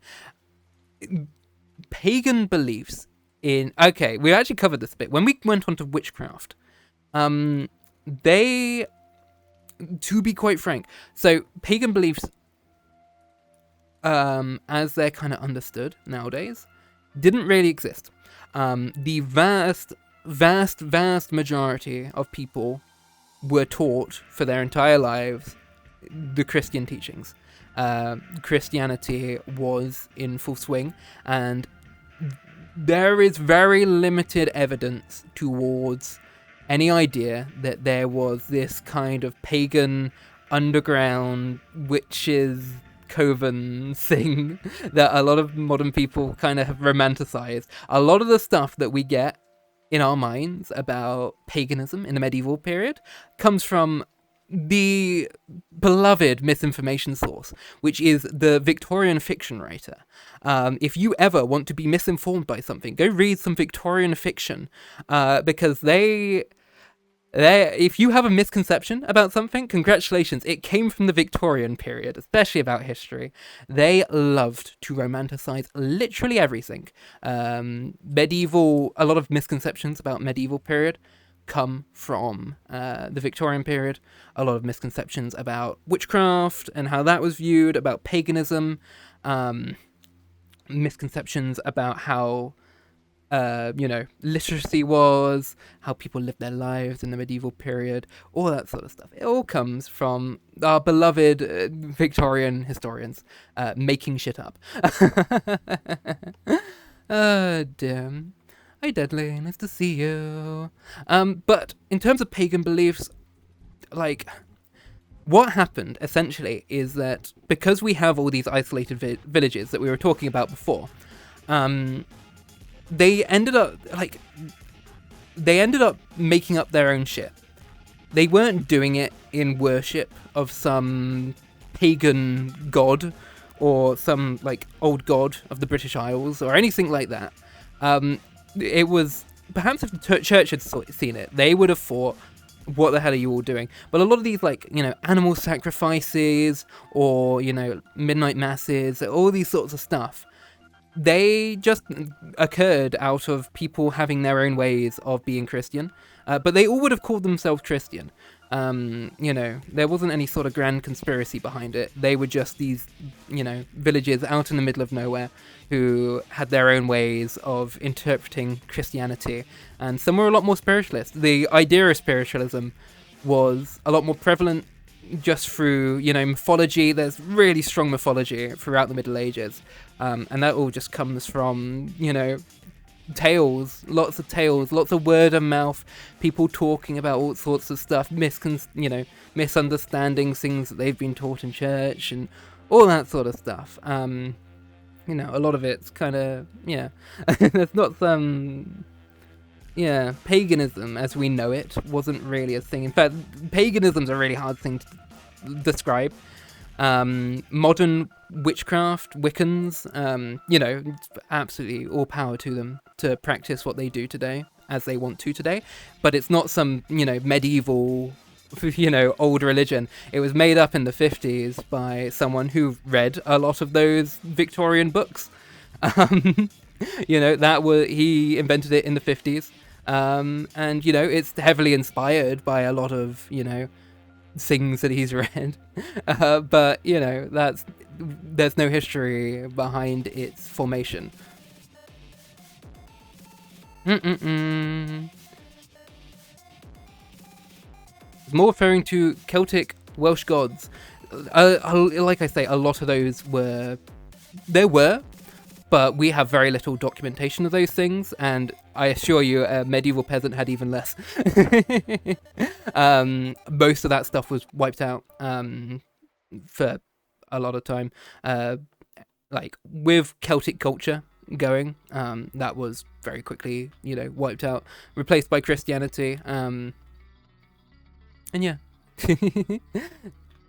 I couldn't tell you much about the old mythologies and stuff like that, but I know during the medieval period there weren't really pagan practices that were happening in England, as you would call it pagan. It's a complex issue. It's interesting. But yeah. And no, so like witches, the witch trials and all that sort of stuff were not based. To be honest, that's kind of what bothers me most about it, because it kind of gives the idea that the witch trials were based on something other than mass hysteria, and that they're not. Like every person that was, burnt at the stake, they weren't some like secret, hidden order of, witches and stuff, because then that would mean that the people who were persecuting them were completely correct, which I hate that assumption. I hate that kind of insinuation. No, that wasn't true. They were completely innocent people who either were very mentally ill or were tortured, coerced in confessing. We've covered all this in our previous history streams, but yeah, that's kind of why I sound a little reluctant to kind of be like, oh yeah, there was a big pagan movement, because realistically there wasn't. We have very little idea of, very little evidence towards that. There were mythologies and all that sort of stuff, but there weren't any secret societies of pagans who self-identified as pagans at the very least. Anyway, there you go. That was really... We've once again gotten massively on topic, but that's why I did warn you that we would. Sorry, am I swaying? I do that. Fun fact, when I was a teacher, I would do that. I would, when I was talking to kids, this is just what I would do. I'd have my hands crossed in front of me, and I'd sway about, because I can't stand still, because I got too much energy. And, it kind of helps me get into a bit of a flow state when I'm just yapping about things and trying to form my thoughts a little. I get a lot more animated than I normally would. That's just how I go. My head is what's swaying. Swish, swish, swish. I'm always foot tapping. Tension grabbers. It's fun, as long as it's about history. I don't mind going off topic. That's kind of what I was after this stream. You remember how I said that I didn't want to be too narratively focused? That's kind of what I meant. I kind of just having a little back and forth conversation, answering questions. I'm not sure about you, but you kind of sound like a witch right now. Really? I was just saying that... Okay, whatever. We've done the witch trials before. I don't want to go back on them. As interesting as a topic as it really is, I really like it. I haven't done recent research on that. Not since our last history stream, so I don't want to go too deep into it because I maybe misremember some stuff. But yeah, I want to talk about the English Civil War a little bit. I want to talk about what causes it. How much does everyone know about the English Civil War? Does anyone... it sounds bad. Does anyone know anything about the English Civil War? If you're... Maybe English people do. I doubt... I might have to give you a quick overview of what it was. Because now that I think about it, if you're not English, you might not be very familiar with it. Just having a little drink. You're English and you can't confirm what it is? Alright, girl. Goodness. One would hope you know a little bit about how your parliament was founded, but can't be helped. That's why I'm here. I'll give you a little lesson. A little history lesson. Or a big history lesson at this rate. No, I'm American. Americans can still know about it. You can still know history. I know a little bit about your Civil War. Which Charles talk whilst in which outfit? This is not a witch outfit. But I know what you mean. Okay, so you guys don't know. Cromwell singing? Yes, it's Oliver Cromwell. You're very... No, you have impressed me consistently in having pretty good knowledge on history. You are very well read in that. And very good student. Very proud of you. Other countries can have civil wars. Impossible. Okay, I'll give you a quick summary of what the English Civil War was, and then we'll go into a bit more detail about how it happened. So, the English Civil War is a... well, as it... shockingly, it is a civil war. In England, it is our most... We've had multiple civil wars, of course. War of the Roses kind of being a progenitor civil war. We had a civil war many times against many people. But this is the Civil War. This is the biggest one. Maybe, actually, yeah, I guess so. It was the most substantial one. Because what happened, how it ended, is for a very short time we were a republic, I guess you could call it. Yeah, I guess you'd call it a republic. Kind of, yeah. No, it literally was a republic for a very, very short time. But it was the parliamentarians versus the royalists, or the Roundheads and the Cavaliers. I'll explain why they're called that later. Roundheads being the parliamentarians, and the royalists being the Cavaliers. And essentially, it was a war against the monarchy, against Charles I, who had become extremely unpopular with Parliament. Parliament was introduced. It had very limited power at this period. It had some power, but the limited power that they had was very much squandered and very much put down by Charles I. And as a result, they became very, very unhappy. And eventually this leads to a civil war. And from this civil war, lots of back and forth fighting. Eventually, King Charles I is captured while hiding up a tree, very famously in my hometown of Worcester. It's where I grew up. There is a pub called the King Charles Pub. That is where he was hiding. When they came to that pub to come and capture him, he tried to escape out the window and climb into a tree, and he was then captured whilst climbing into that tree. So, yeah. Yeah, poor soul. He was then killed. His child, Charles I, went into exile in France. He escaped with his mother. And yeah, Charles I was killed. And Oliver Cromwell became the... I can't remember what his official title was, but he became the de facto leader of England. In fact, ironically, despite the elected, again, the very loose term of it, because it was only landed wealthy people who could vote for parliamentary elections, but it was an early form of democracy, better than no democracy. But considering it was a relatively democratic faction, Cromwell became quite the dictator. He basically became a new king. But that's the results. We'll get into that in a bit more detail later on.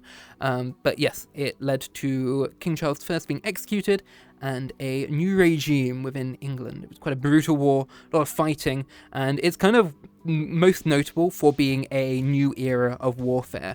A lot like the American Civil War, but that's a lot later on. Our Civil War happens in the 1630s. Is it 1630s? It might be 1640s, actually, now that I think about it.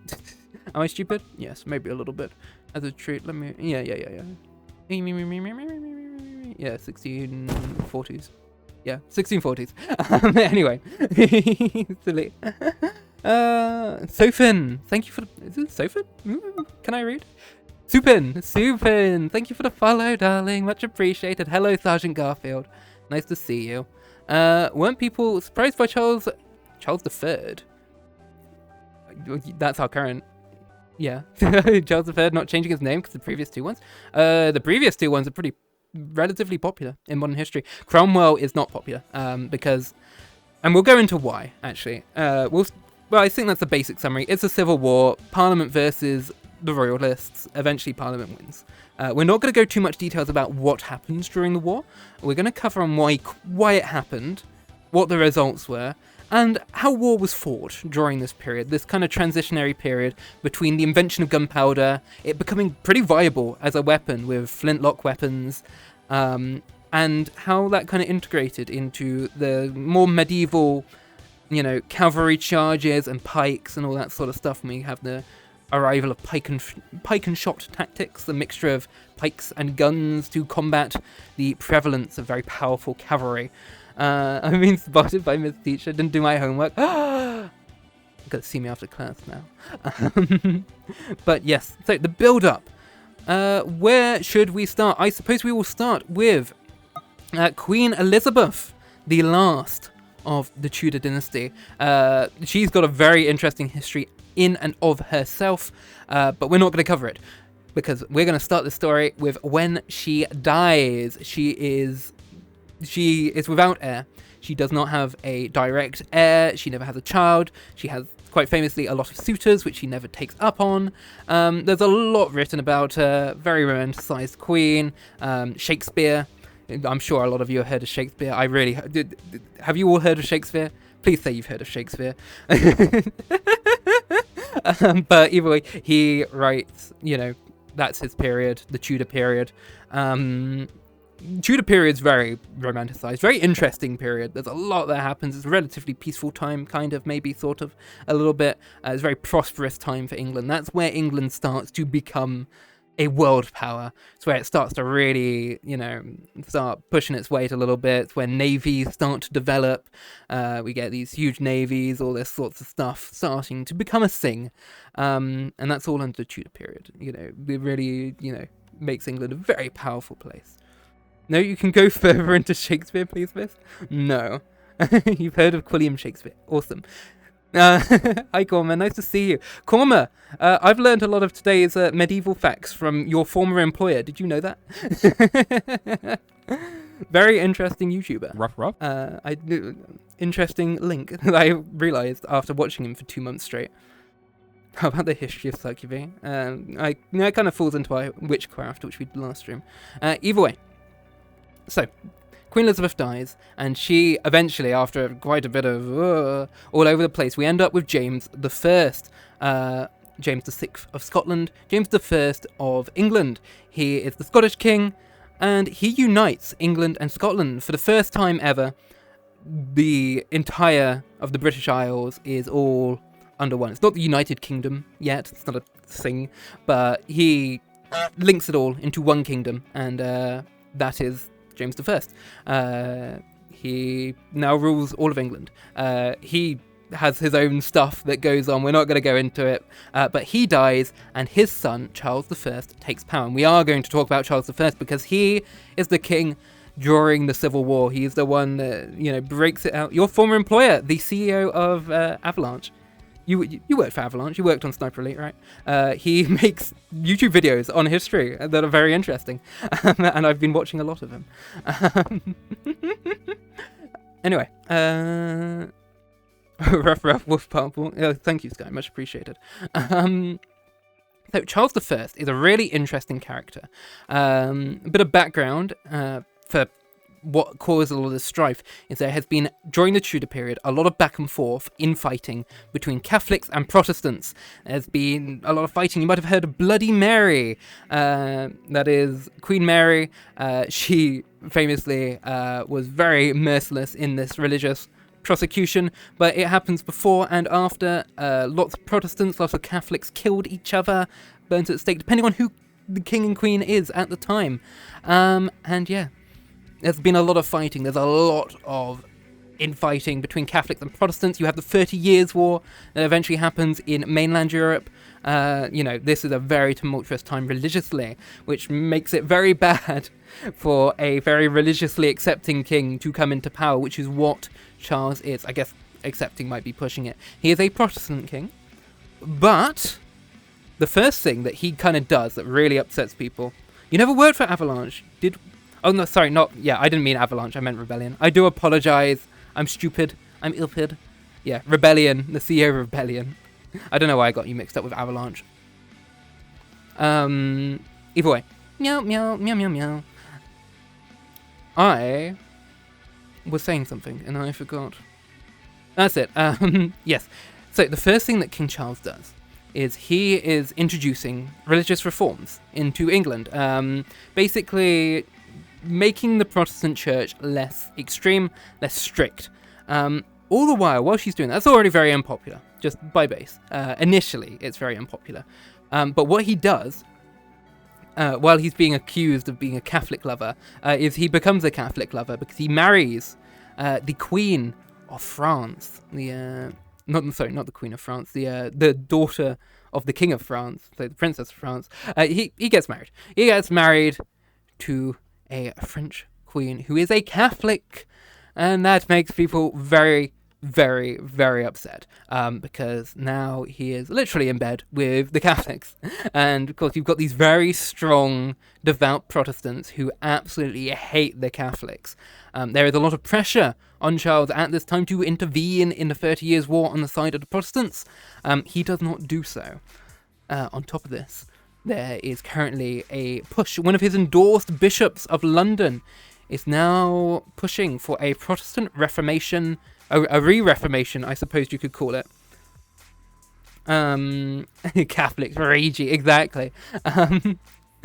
This new Reformed Protestantism that is very similar to Catholicism. A lot of Protestants really, really don't like this. You also have a rise of a movement called Puritanism.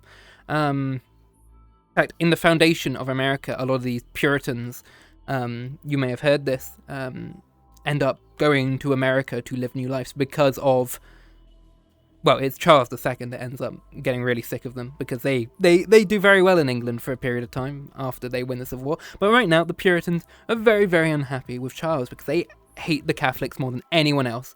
They are very, very, very modest. That's kind of the main issue Protestants at the time have with Catholicism, is that they believe that Catholics are too ritualistic.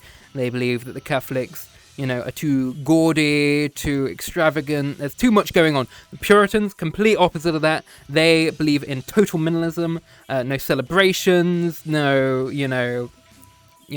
fancy churches, no extravagant stuff, no eating anything fancy. It is pure minimalism. Totally aesthetic. Aesthetic? Yeah, it's aesthetic. They're not eating much. You know that word. So, yeah, Puritans, really, they're not very happy with that. So, Charles, while being very moderate on Protestantism, is not very tolerant of people who don't like his reforms. So despite that, he's not quite a moderate. He's very unhappy with both, people who disagree with him. And he cracks down very heavily on these Puritans, on these extreme Protestants. And to be honest, it's quite unfair to say that his reforms were unpopular. They were very unpopular with extremists who were very, they were growing in power. And they're extremely unpopular, but the average person was kind of okay with it. They didn't mind so much for his reforms in the Protestant church. They weren't the most extreme reforms that have ever happened. And for the largest time, it kind of goes all right. But we have another problem arising, and this is what will ultimately kind of combine these religious fanatics with Parliament, and what becomes the parliamentary forces, and why Puritans kind of get tied in with the parliamentarians. Mia-sensei, can I go to the bathroom? Absolutely not. How dare you? You guys, you're kissing up to me, huh? Anyway. So, Parliament at the moment does not have much power. It is not a constitutional monarchy like it is today, or will become. It is very much, the king still has a very, close absolute authority. But what Parliament does have, and one of its most influential powers, that it has the ability to pass taxes a lot easier than the king can. Parliament is used to pass taxes. That's its main power at the moment, and we'll start to encounter issues with that.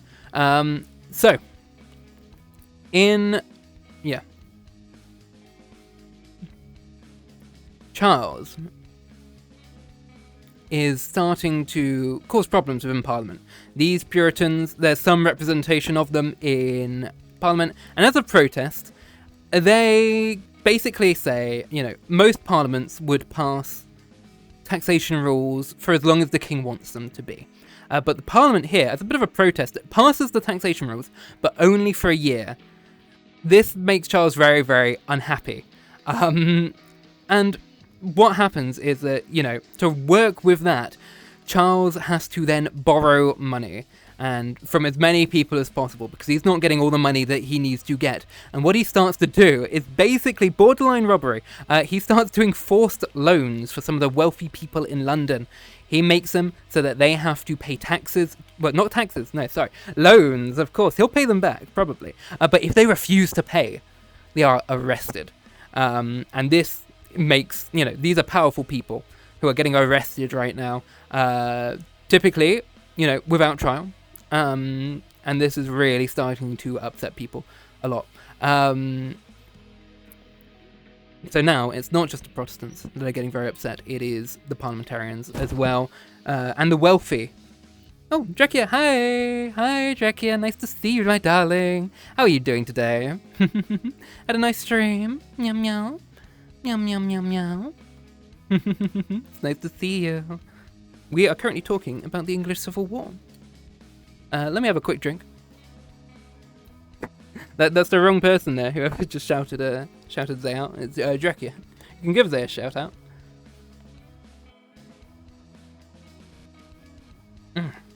Nice little drink. Meow meow meow meow. But yeah, how was your stream, my darling? You're so tired. You're eepy. You're a little eepy sleepy. Oh my. Well, it's nice to see you anyway. I hope you had a very nice stream. Hello, Shelby. Welcome, welcome, welcome. Him making rich people and religious extremists upset sounds kind of based. It is, to be honest. The modern perception of Meow, meow, the parliamentarians meow, is that meow. they. Sorry, I am late to class. Meow meow. Hi, Fruitless. I forgive you, my darling. The modern perception of the parliamentarians, the Puritans, that they weren't very nice and they weren't very popular, and we'll cover that in the aftermath a little bit because, well, as you may know, we currently do have a monarch in England. So obviously the monarch wasn't deposed for very long, and we'll see how he came back in a little bit. Well, not Charles I. It would be a bit weird if he came back, considering he was killed.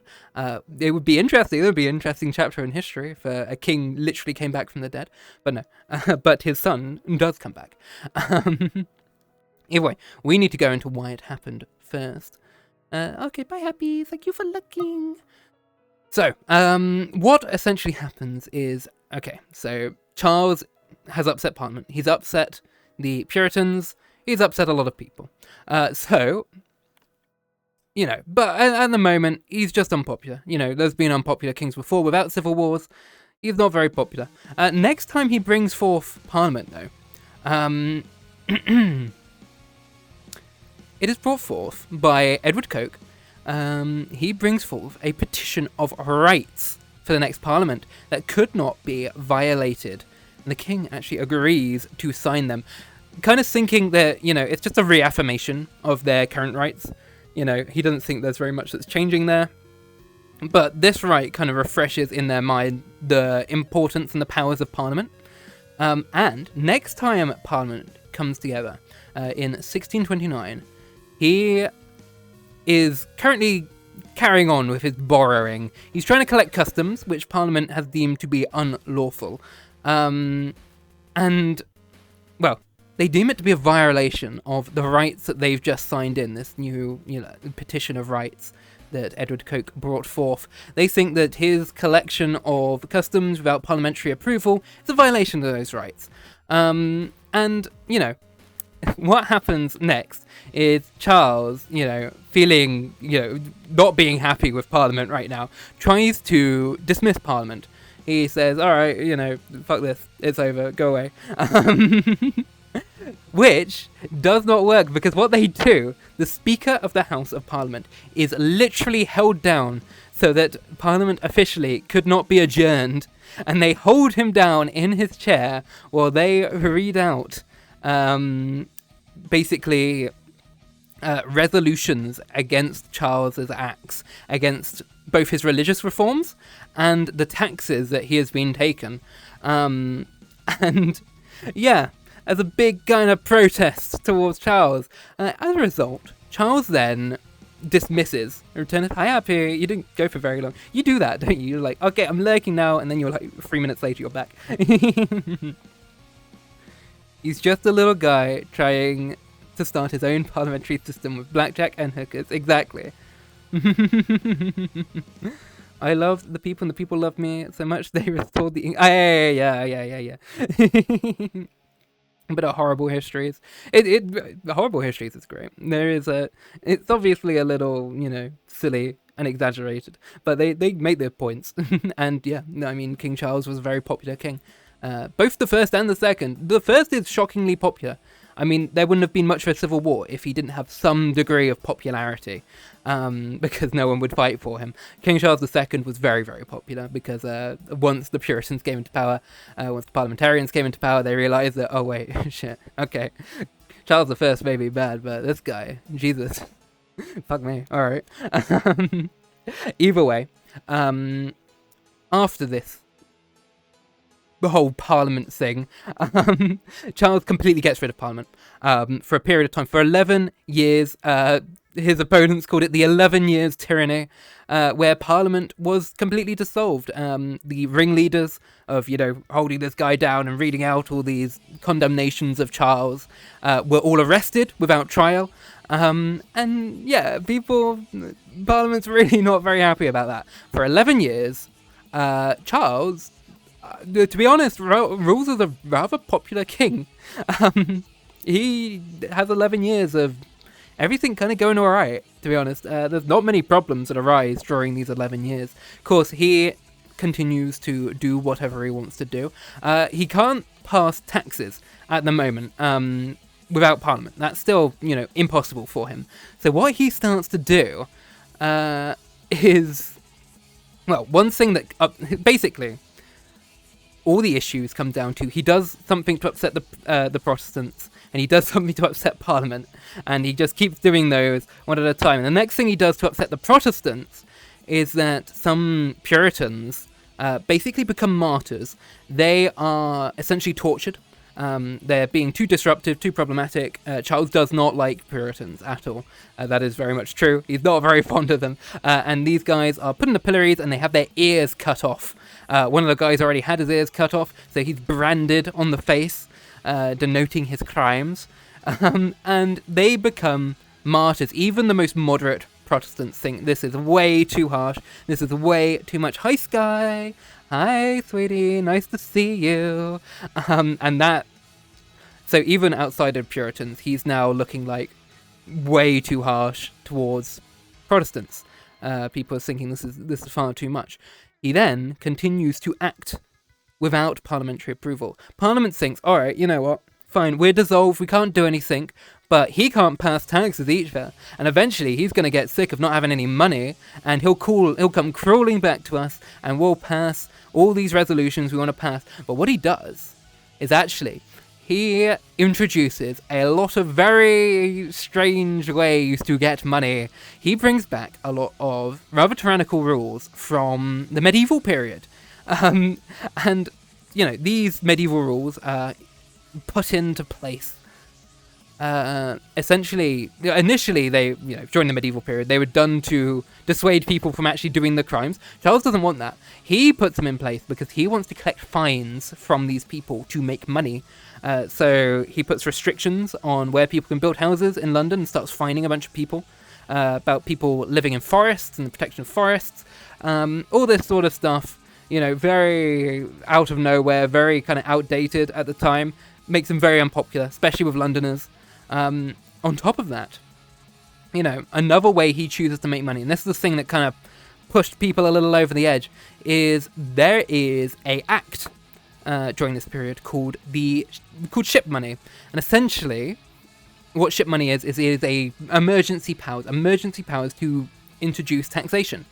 This taxation to build ships. If there is an imminent emergency, there's an invasion happening, ideally they collect money from coastal towns and put it towards building a bunch of ships to defend against this invasion. That's in theory what the act does. Charles, however, he expands the range of it, so it's the entire country that gets money collected from, and he brings forth towards, the court, saying, well, actually, in this act, it says that the monarch decides what an emergency is, and I'm the monarch. So now Charles is a very firm believer in divine right. He does not like being told what to do. So you get a lot of this where he's like, I'm in charge, you do what I say. That also makes him very unpopular, especially amongst Parliament. He has that attitude for most of his time, which is where a lot of these problems come from. But that is one of them. And he says, I decide it's an emergency. I'm going to take the ship money. And, okay, he takes this emergency tax.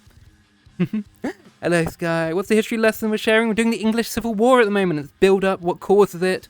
And we're talking about all the things that Charles did to upset the parliamentarians and get them to eventually rebel. And right now Charles is collecting taxes from them without their permission, which makes them very upset. And he does that repeatedly, multiple times over the years. And now, using the Ship Money Act, Charles is basically paying taxes. Like, initially they were a little tariff, but if you're doing it every year, these are taxes. He is passing taxes without parliamentary approval. And with that, eventually you will lead to parliamentarians becoming more and more extremist. Puritans start to get in with them too. And eventually that all kind of cascades into the Civil War. There's a lot more steps to it, but that starts kind of going into the first battles and stuff like that. And I don't really want to touch on that today just because it's very long and very complex. Yippee! What are we yippieing about? Oh, Brovius, thank you for the $5. Much appreciated, darling. Very, very kind. Meow. Rough to you too, chat. Thank you, sweetie. Anyway. So, that's the start. The war takes place. What happens afterwards, I will very briefly touch on. Basically, what happens, Cromwell comes into power. Cromwell is a very strong Puritan. And if you know anything about Puritans, is that they are really lame. They're very cringe. These Puritans are extremely unpopular amongst people. And Cromwell starts introducing laws that ban all the fun stuff in life. He puts restrictions on drinking, restrictions on gambling, partying, singing. He even bans Christmas. Celebrations of Christmas are banned. If you want to be unpopular, I feel like banning Christmas is really, that's really high up on there on how to be extremely unpopular. But it's there. Nariko. Oh, Booba these? jumper skin? Oh my goodness. Boobies, Boobies? my massive fucking Yeah. titties, my super Paying stuffed attention, up are we? milkies, my hunger bonger doinky boinkies, my fucking You've got a fabric one-track stretching mind, wind Nariko. Did flapping you know that? gravity-welling sex gnomes. Oh, goodness me. Cringe, exactly. They're very cringe. Not Nariko, the Puritans. And Cromwell. And eventually, people just genuinely get sick of him. Charles, essentially, is ushered in with open arms. There is very little resistance to Charles II taking power. Charles II is basically dragged back in because everyone is so sick of Cromwell. That's a very simplified way of saying it. But basically, yeah, Cromwell is extremely unpopular. And essentially, with slightly reduced powers compared to before, Charles II takes the throne. By this point, Cromwell is dead. But the following rulers are also not very powerful either. Very popular either.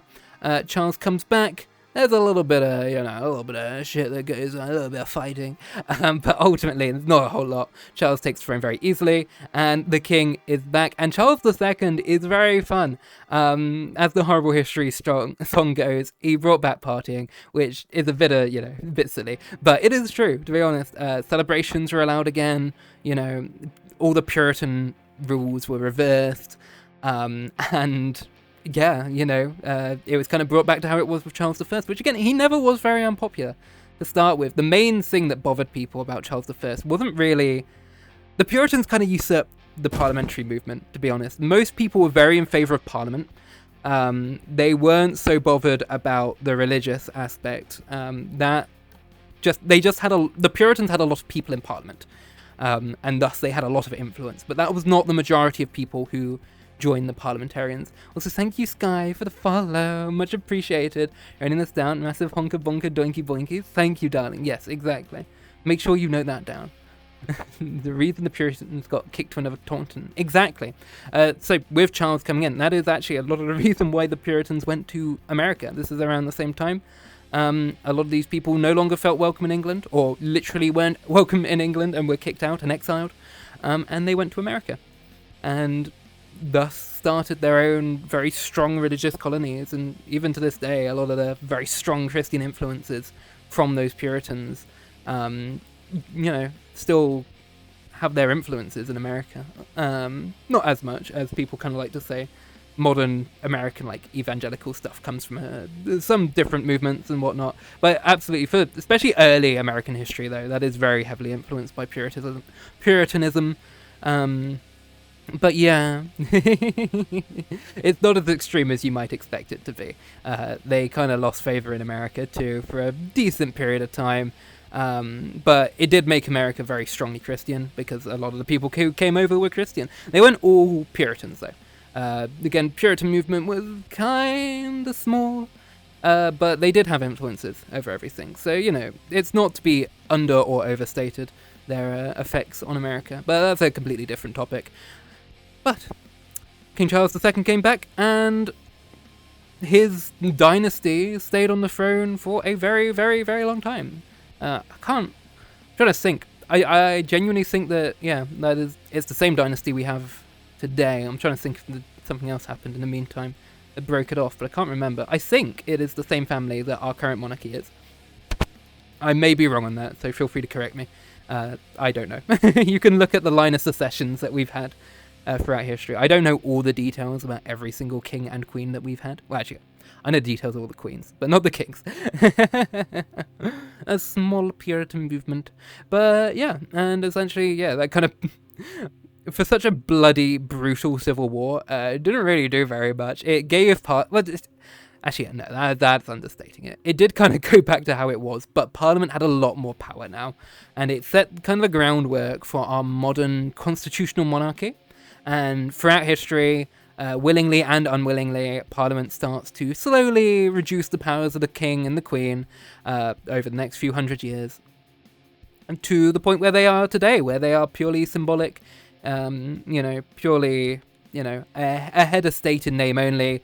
They're there to, be the monarch, grant Parliament its power to do literally anything it wants, and they are ceremonial, and that, Victoria is kind of the last time a monarch is truly powerful.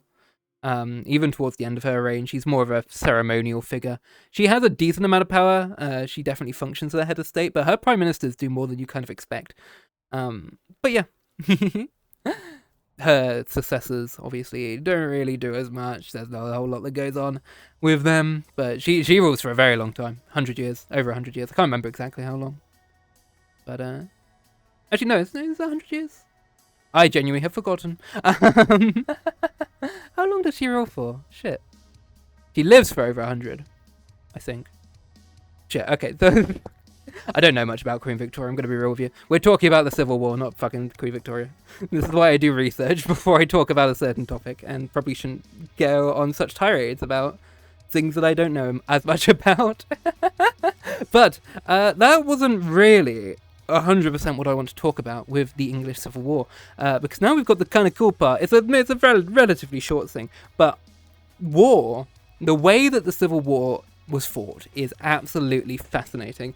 I love it because it's a really interesting kind of transfer from the late medieval period where plate armor is starting to fall out of fashion, but it's still there, to the advent of gunpowder.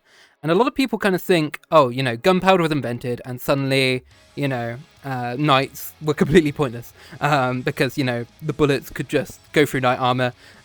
You know, they didn't stand a chance. They're in this big, bulky, heavy armor and, you know, they're completely useless. That's not true. That's not true. Eventually, bullets become very effective and armor's basically pointless. But that doesn't happen immediately. For a long period of time, and including the Civil War, there is a period where knights, as you might call them, or heavily armored soldiers, cavalry, heavy cavalry, light cavalry, you know, footmen, all wearing quite substantial armor, are clashing with swords and spears and pikes and also gunpowder weapons at the same time. This is kind of getting into the last times that this happens, but it does have a really fascinating combination. I think the 1840s when it 1840s when it switched over to Saxe Coburg Gotha.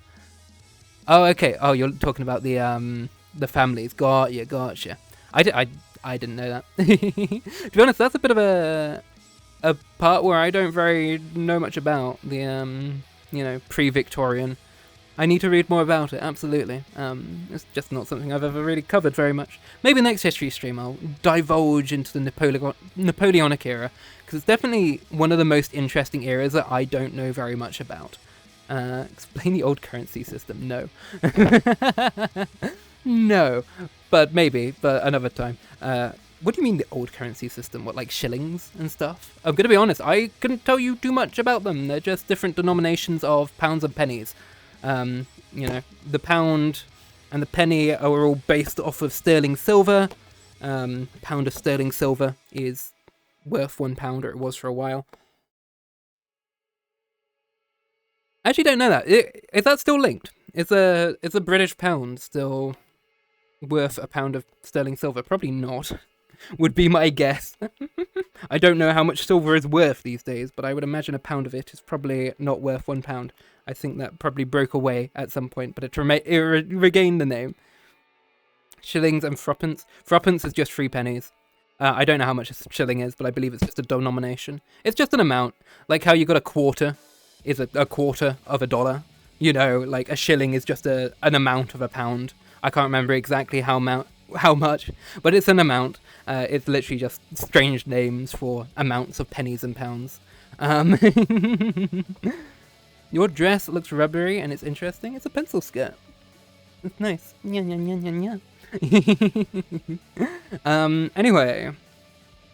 I think it was World War I when they switched the family name Windsor. Okay. Oh yeah, of course, they've got the Germanic roots, don't they? Yeah, I don't know when that happened. No, you are absolutely right, because Victoria has quite strong Germanic roots. Oh yeah, of course, that must have been when it happened. Yeah, I don't know much about that period. I don't know what happened there. I think it was just a lack of an heir for the previous monarchs. Interesting, cool. Thank you, Brovius, for clarifying that. I always appreciate a bit of input. Hi, Nariko, by the way. Nice to see you. Sorry, I saw you. I didn't see that till later. Have you... Sky, these are not history questions. Oh, you've got a history degree, do you? Awesome. Hell yeah. I do this because I used to do a lot of history when I was teaching. And I just love history in general. But I am absolutely the first to admit that sometimes I don't know things. And I think that's one of the best things you can do when teaching is say, you know, if you ask me a question I don't know, I will say that I don't know. Sometimes I can give you a bit of I kind of, you know, have some inclination that this might be it. But I will always clarify that I'm not 100% sure. So don't trust me. Unless I can say something outright and I state it as fact, I have not researched it, so I don't know. And if I haven't researched it, I won't say it outright. Got a GCSE in history, is there any classes? Yeah, I did history at high school, obviously, then A-level, and then I went to university for it at Bath Spa. And yeah, it was fun. I never... Weirdly enough, I was always better at maths than history, which was annoying because I liked history a lot more. But I have considered getting an engineering degree one day. If I ever save up the money, I'd love to go into engineering because I love science, I love maths and that sort of stuff. I'm quite good at that, but that's not very interesting for a stream. I think history, telling stories is a lot more fun. Don't trust me. I mean, to be quite frank, I try to make these as accurate as humanly possible. And obviously, you know, if you want to go tell your family about something interesting you learned on my stream, go for it. But if you're going to try and argue with someone about a historical topic, maybe research it yourself first. Because I am only going off some very basic reading, some documentaries, stuff that I just know, you know, and that's not 100% reliable. This is entertainment, it's fun. I'm telling you a little story about the kind of general stuff that happened, a little bit of information that you might not have known, and, you know, just pushing you in the right direction. But this is not, you know, an actual history class, would you believe? Hell yeah, cool man, hell yeah. Anyway, where were we? Oh yeah, so the mixture of arms, you know, in the Civil War is great, because you have the rise of this heavy cavalry, and you might think, you know, with all these guns, what the hell's heavy cavalry gonna do? Quite a lot, actually. Heavy cavalry on the battlefield was devastating during the Civil War. And you might think, how? Because, contrary to popular belief, their armor was completely bulletproof. They were unstoppable, genuinely. They were extremely, extremely hard to kill. The best way that you could get rid of heavy cavalry during the English Civil War was to stab them in the face with a rapier, because they had little slits, little eye slits. They had a kind of visor that went downwards, and you had little vertical slits. If you got a rapier through there, that's kind of your best way. Or you can kind of get in the shoulders, and a little kind of plate here. If you got really lucky, you could kind of slide it in. It's hard. It's very hard to kill them. You could get them in the legs sometimes. They were less armored, but they were on a horseback, which makes it quite difficult. But yeah, if you tried to shoot them, a lot of the time, you would not kill them. Both because they were moving and hard to hit, and you only had a little flintlock pistol or a carbine. And yeah, very tough, very dangerous. Interestingly though, when you think of heavy cavalry, you might think of Byzantine, you know, why have I forgotten the name suddenly? You know the ones, the Byzantine ones, the horse armor, big lances. Why have I forgotten the name? Someone, Brovius, you would know. How have I forgotten the name of them? You know, the Byzantine heavy cavalry, those ones. How have I forgotten? That's so stupid. I forget really obvious names all the time. Either way, it's not like that. Heavy cavalry, first of all, isn't full plate armor. They actually did have their legs out. They had these big, long, armored kind of plates, that little skirts, to be honest, kind of cute, kind of dainty. But no, they had these big, long skirts on the side to protect their sides if they got shot from the side. But their legs for riding were largely exposed. But they didn't charge with lances. Now, a heavy cavalry charge in the English Civil War didn't look like that.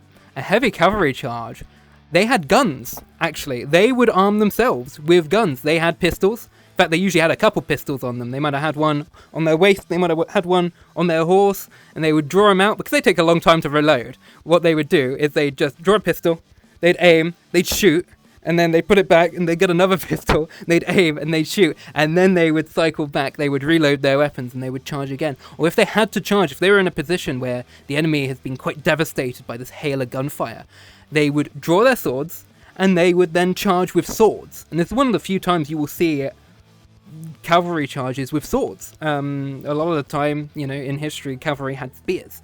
A lot of heavy spears being used and stuff. Swords weren't typically used from horseback, especially during the medieval period. They used lances and spears and all that sort of stuff. Swords were used as a sidearm and a backup weapon, and I guess they kind of were here too. But they would use either a big swinging, slashing sword, very heavy, but they weren't super effective. Infantry during this period are using a special kind of coat. So if you're heavy cavalry, you've got this full plate armor, very dramatic, very fancy. It's extremely heavy, extremely expensive. But infantry and light cavalry, which we see become a lot more prominent later on, are wearing something called a buff coat. And that is basically what is a gambeson, basically, a very advanced gambeson compared to previous. It is really hard to get through. You might break a bone or two if you get hit by a really mighty mighty swing from a sword, but your arm would stay on, which is, I hear, is apparently better. But yes, these buff coats were basically completely unslashable. So, what was more popular amongst cavalrymen was a rapier, plus they look cooler. Genuinely. In fact, something, an interesting fact about looking cool. Also, thank you very much, Rovius, for the $5 again. You're very kind, very nice. Had a very powerful navy. Yeah, it didn't really apply to Civil War very much. But thank you, darling. But yeah, interesting thing about... you might know... I don't know how much you know. Okay, to be fair, most of you hadn't heard of the English Civil War before I mentioned this. So, the Roundheads, their name comes from the helmet they wore. They had a round helmet. Shocking, I know. Cavaliers, famously, didn't really... They did use the helmets, so don't get me wrong, they did. But actually, you'll see in art and paintings of, especially the generals, but just general, like, people, for the light cavalry, for footmen, etc., etc., you'd see them wearing very big fancy hats, and you might look at them and you think, what the fuck? You got these very kind of like armored looking helmeted men, you know, fighting these people in silly hats, big, like huge silly hats with big feathers on them, you know the sort, and they're going into battle like that. And what actually they had is they had a helmet called a secret. And it's called secret because they wore, it's a very flat helmet, very ugly looking, but that's not the point. You wore their secret under your big fancy hat. So they had specialized helmets to wear under their big fancy hats, which I think is absolutely hilarious. Literally going into war, dripped out, looking your best. And again, rapiers, fashionable. They loved to use rapiers because they were cool. They were, you know, swordsmanship, etc., etc. You know, I mean, they were also very effective on cavalry, but that was the popular one. You wouldn't see a, you know, you wouldn't see a general going into battle using a slashing sword. You know, they were very bulky and not as noble and exciting and dramatic as a rapier. So yeah, rapiers very popular on the battlefield. You don't see rapiers on the battlefield too much, except during this period. They've always been kind of dueling weapons, very fancy for fencing, etc., etc. But no, for a period they were quite popular on the battlefield, purely because it was quite fashionable to do so. I appreciate the content. I'm happy to support. Hell yeah, you just did a rapier capture in Warframe, hell yeah.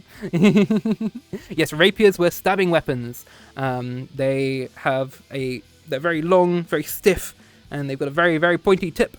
And on the front, you protect your hand like this, and it's purely for thrusting with, whereas the slashing swords they had... I keep calling them slashing swords, what are they called? I read it down somewhere. They got a special name. Beep, beep, beep, beep, beep, beep, beep, beep, beep. Back swords, that's what they're called. I knew they had a weird name. Yeah, a back sword is purely for slashing. You could thrust with it if you wanted to, but they were very big, thick, heavy blades, very long, and they had this kind of cage, so you couldn't like backhand with it or anything like that. It only had a single blade, and it kept your hand very safe, which meant they were popular with cavalry, because you were quite exposed. If you were charging in, you were all the way up there, and you're bringing your hand down, that's quite vulnerable down there. So you would like it to be as safe as possible, because you don't want to get counter-stabbed in the arm. Not a saber, no, not a saber. Yeah, a back sword. It's straighter than a saber. It is quite a crude weapon, but in a kind of sexy way. But yeah, they were very popular with cavalry. But these buff coats that we used were borderline resistant to them, so you'd only ever really use back swords if you were going against very unarmored infantry, which wasn't super common. People were pretty well armed during the Civil War.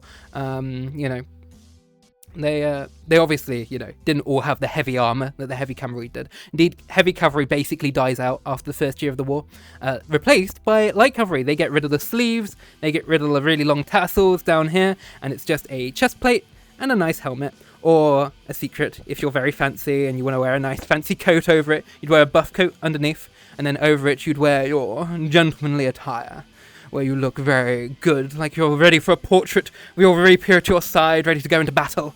You know, very fancy. It's quite funny how much aesthetics kind of went into the mind. And you see it during the Napoleonic period either. They're very very fancy coats. Everyone kind of dresses really nicely for war for a few hundred years during this period, which I find is quite funny. I mean, I guess they did it during the medieval period with, you know, quite ornate armor. But to be fair, most of the time, armor was very practical during the medieval period. You would have kings and stuff having very noble, regal, exciting, beautiful armor. But later on, it just becomes this very kind of bulky, meaty plate, which is nice. Hey, Noble, nice to see you. Landsknecht. I haven't heard that. You use lots of funny words. I like your funny words, Magic Man. The best battlefield style. What a Landsknecht? I've never heard that word before. I might know of them, but I haven't heard it in German. Hi, Dragon, by the way. To war, gather the fancy hats. Yes, exactly. I find it so funny that they've got their dedicated helmet for wearing a fancy hat over. But yes, so the heavy cavalry eventually gets replaced by light cavalry. They have the same sort of tactics. They carry a gun or 2 or 3, sometimes a carbine, sometimes a rifle, sometimes just pistols. But to kind of demonstrate why the heavy cavalry was very effective, but it was really impractical. The armor was extremely heavy, extremely bulky. You'll hear a lot of people being like, oh yeah, well, medieval knights, they could, you know, they were super mobile in their armor, you know, they could do flips and they could run and stuff like that. And they could, you know, like early medieval plate armor, because it only had to be chainmail, bit of plate, quite light, you know, easy enough to move in. This armor had to be bulletproof. It was very, very thick, very bulky armor. It didn't have much mobility. It was not very practical. In fact, that's why they had to have their legs open, because if they had that same thickness of plate on their legs, they would not be able to mount their horse at all. It was not very practical armor, and it was extremely expensive. So it fell out of favor. They still had the bulletproof breastplate. Even the light armor could stop a bullet if they got hit in the chest, which is, I've heard, one of the less popular places to be shot, in the chest. The helmet also very reliable too. So yeah, the light cavalry was still decently protected. The buff coats, again, would protect you against swords. So it wasn't like, you know, they didn't have nothing. They were still pretty well protected, but it was a lot more practical. You could arm a lot more cavalrymen like that, and they became what is super prevalent in the war, and that's why you have, specifically, pike and shot set up. You know, that's why it becomes popular, because you have these extremely powerful, extremely dangerous cavalry charges that are very, very effective, and you had specialist formations were constructed from the Civil War to deal with cavalry, and it was, you know, having a gun line mixed in with a pike line, and basically the gunman would shoot at the cavalry that's charging, and if the cavalry wanted to shoot back, so be it. But typically, you know, it would stop them from charging. It would ward them off from long range. They'd have, you know, they'd usually have rifles, whereas the cavalrymen had pistols, a bit more deadly on their side. So it was basically just to scare off the cavalry. In terms of infantry fights, they did, you know, typically melee was a lot less common, but it wasn't unheard of. If melee was going to happen, it would be happening between pikemen and cavalry. Most of the infantry engagement, it did, they did get into melees, absolutely, but most of the time it was a bit of long range gunfire between each other until the other side's cavalry was routed or won the day. Basically, it was very, very cavalry heavy, which I find is very interesting, because you'd think with the era of gunpowder, cavalry would become less favoured, but no, it became more popular. German mercenary pikemen from around the 15th, 16th century, famed for using Zweihanders, dressing in elaborate outfits with bright colours. Oh, I think I know the type. I know, yeah.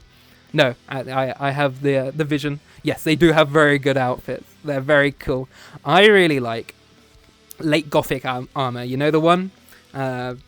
If you don't, Google it right now. It's really cool armor. It's kind of the last era of medieval plate armor before it started, like, yeah, losing all the heavy armor. To be honest, that heavy cavalry, that's kind of the last time heavy cavalry really happens, because people learn that, oh yeah, this is actually really impractical. As deadly as they were, it just was so impractical to use heavy cavalry that it kind of went out of favor, and that's kind of the last time we see plate armor. But the Gothic plate armor, that's the last time we see plate armor used in a large scale by, you know, knights and all that sort of stuff, for kind of infantry and stuff like that. It's very cool, very mobile armor, very beautiful. I like it. The what plate? The what plate? The breast. Oh yeah, the breastplate. Of course. Late Gothic plate armor is gorgeous. It's very pretty. I really like it. I also really like. I'll tell you the controversial opinion. Apparently, I hate the hound skull. The hound skull. The pointy helmets. I think they're hideous. But I do really. I like a nice. What are they called? The kind of. Oh, what are they called? The flatter bassinets. The something visor. The cap and visor? Is that it? Yeah, I think cap and visor. It starts with a K. Those ones. They're clap visor. That's it. Clap visor. I love it. Yeah, they're cool. I think they're cool. They're some of my favorite kind of earlier medieval ones. They look really nice. Anyway, meow meows. I think we've kind of covered a bit of everything. If you have questions, I kind of just wanted to highlight, a little bit about the Civil War. I didn't want to touch on it too much. We've covered, of course, a lot of medieval history today. A little bit on the English Civil War. I would have gone into Weimar Germany, but I haven't researched it too much, and I don't want to, go yap about things I learned, 6 years ago, without doing too much reading on them. But I think that's been a really fun history stream. I know it's not as long as usual, just because I don't really have as much to talk about this time of day. Mostly because I kind of read about this stuff from scratch. In the past, whenever I've talked about stuff from history, it's stuff I already knew a decent bit about, but this time around it's all been new stuff to me. I've had to learn everything from scratch. It's been a little bit of work, but it's been very fun. I've really enjoyed it. Weimar Germany is a fascinating period. It really is. It's kind of a little checklist of everything not to do when founding a republic. It's quite impressive how everything went wrong. But to be fair, they weren't really in a good position for everything to go right. It's true. But yes, it was a very, very interestingly flawed republic. Has a lot going on with it. I love a lot of the expressionist art. Yeah, they did have a very kind of very interesting cultural period in the 1920s in Germany. A lot of jazz came over to Germany and get a little bit of German jazz for a period of time. It's nice. A little bingus? You're a little bingus. What if I were to put you in the bingus shredder? We have a quick rundown of everything. Yeah, sure. So today, obviously, I'm going to upload this VOD to YouTube. I've been quite happy with how we've done it today. Today we have covered what life was like in medieval England and medieval Europe. We covered inadvertently a little bit about paganism, but we've covered what life was like in a village, what life was like in a town, and what life was like in a castle. We covered the guilds that existed within towns and how they controlled legal monopolies over their respective trade and how they used that power to gain a lot of influence. And it kind of led to the early days of what would eventually become urbanization, with towns becoming prominent and more important within, the cultural hierarchy and in feudalism. And eventually, that will continue to build throughout history until it all kind of culminates in the Industrial Revolution far, far in the future. But it's the early days of it, and it's very interesting. We also covered a little bit about the English Civil War, of course. We went about how it started, all the reasons that King Charles I was very unpopular, why Parliament was very unhappy with him, covered a little bit about the Puritans, covered a little bit about what happened afterwards and why King Charles II came into power. Of course, we talked about all the arms and armament, everything that we got up to, how war was fought in the English Civil War. We went on a few tangents about utter bullshit for no reason, because I'm very easily distracted and I've already forgotten what we talked about in those rants. But if you haven't read it before, I highly recommend checking out Night Battles by Carlo Ginzburg. It's all about the Catholic Church Inquisition investigating peasant rituals left over from paganism in Europe. Yeah, we were talking about that a little bit earlier. I was saying that in England, paganism wasn't really a thing. Not in the way that people kind of romanticize it to be. A lot of people kind of did have holdovers from pagan rituals, but they weren't pagans in and of themselves. They just kind of had their own way of being Christians, because a lot of villages were just so insular that, kind of just ended up figuring out their own ways of doing things and you know, there wasn't some grand conspiracy behind it. And the reason I like to talk about that is because a lot of people are like, you know, a lot of Wiccans and people kind of romanticize witchcraft and like how it, you know, thinking that these people who are accused of witchcraft are like the, you know, early day anarchists. I don't like that because it gives the impression that, you know, the people were right about them. You know, that these innocent people who were, you know, burnt at the stake or, you know, killed, accused for nothing, tortured, were somehow guilty of some of the stuff that they were accused of when they were not. You know, that leaves a really bad taste in my mouth, because at the end of the day, it was completely innocent people. They were accused during periods of mass hysteria for no reason, and, you know, sometimes they had mental illnesses, early schizophrenics, etc. Sometimes they didn't do anything. Sometimes they were afraid. Sometimes they were tricked into believing what they were told. And like, maybe I really am, you know, cursed by the devil or whatnot. Sometimes they would rat out their friends that they were, you know, spending time with under torture or under some misguided belief that it was right. But I don't think that there was any period where there was some underground witches, you know, coven that was, you know, being systematically stamped out. That was a fabrication by the church. Well, not by the church, by the quite radical people who weren't really very popular with the church. Again, we've talked about witchcraft before in our earlier history streams, but like it was very uncommon for the church to condone witch trials. And indeed, the early writings on witches was not very popular at all, and the people who came up with them were largely laughed at and mocked within the larger towns and stuff, where people were a little bit more educated, and they only really took hold in times of chaos and dismay. In fact, during the English Civil War, since we are talking about the English Civil War, that is when the most witch trials happened in England, because there was a total breakdown in any and all control over the UK. Not the UK. Actually, was it the UK at the time? I'm trying to think of the timeline there. Maybe. Either way, like there was no governmental control, and all the witch trials, most of the witch trials, happened during the Civil War. As a result, just because there was no oversight by the church or the judicial system. But yeah, that's what the book really dives into. The main focus is how villages in isolated towns in Italy would participate in night battles against the devil. They go to sleep and take up the form of animals to take on evil spirits. Fascinating. If I was a witch, would you crush me under stones? Of course I would, darling. But in a hot way.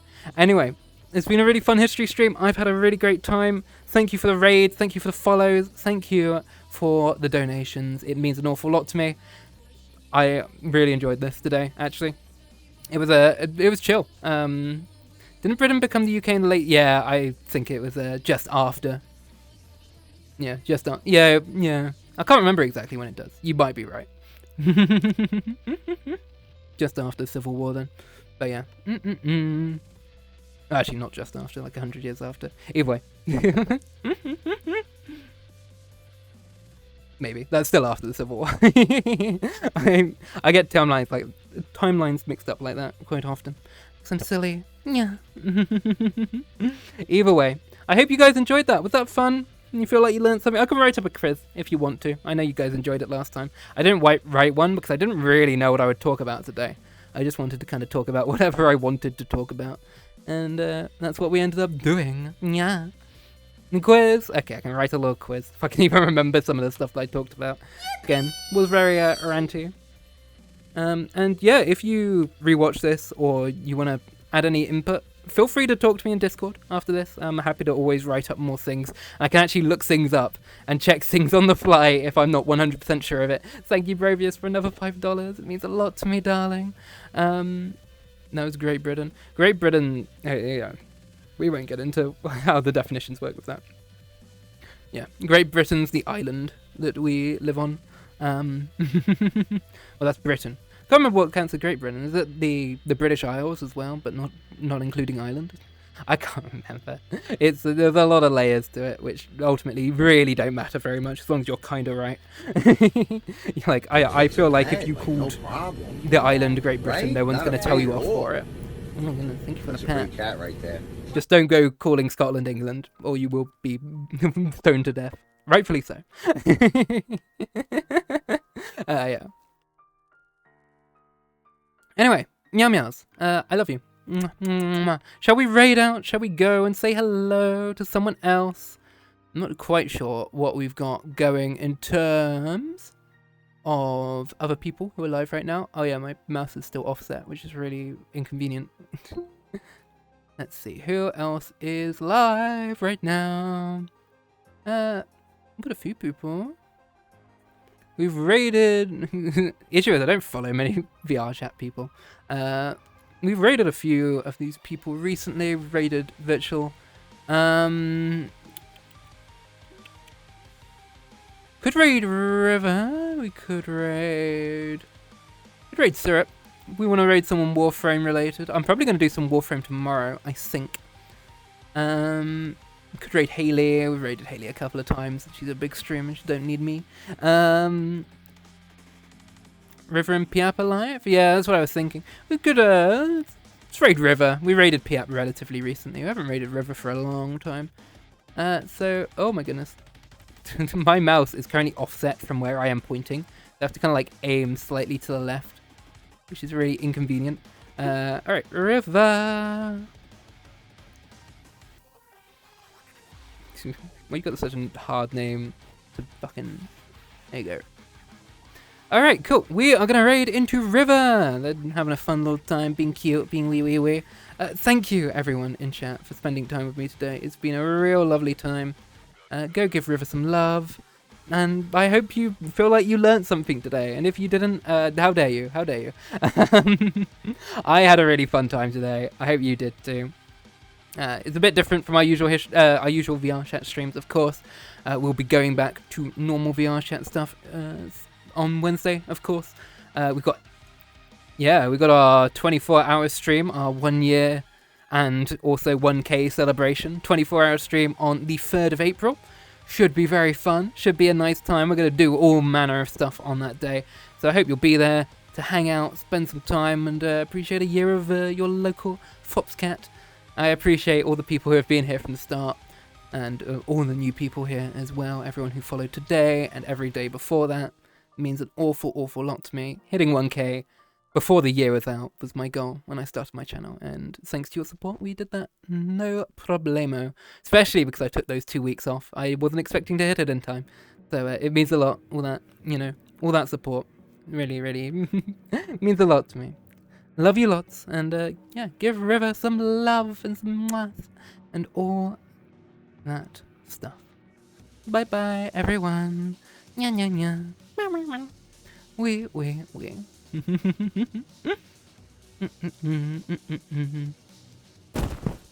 Thank you for the follow, Aki. Bye bye.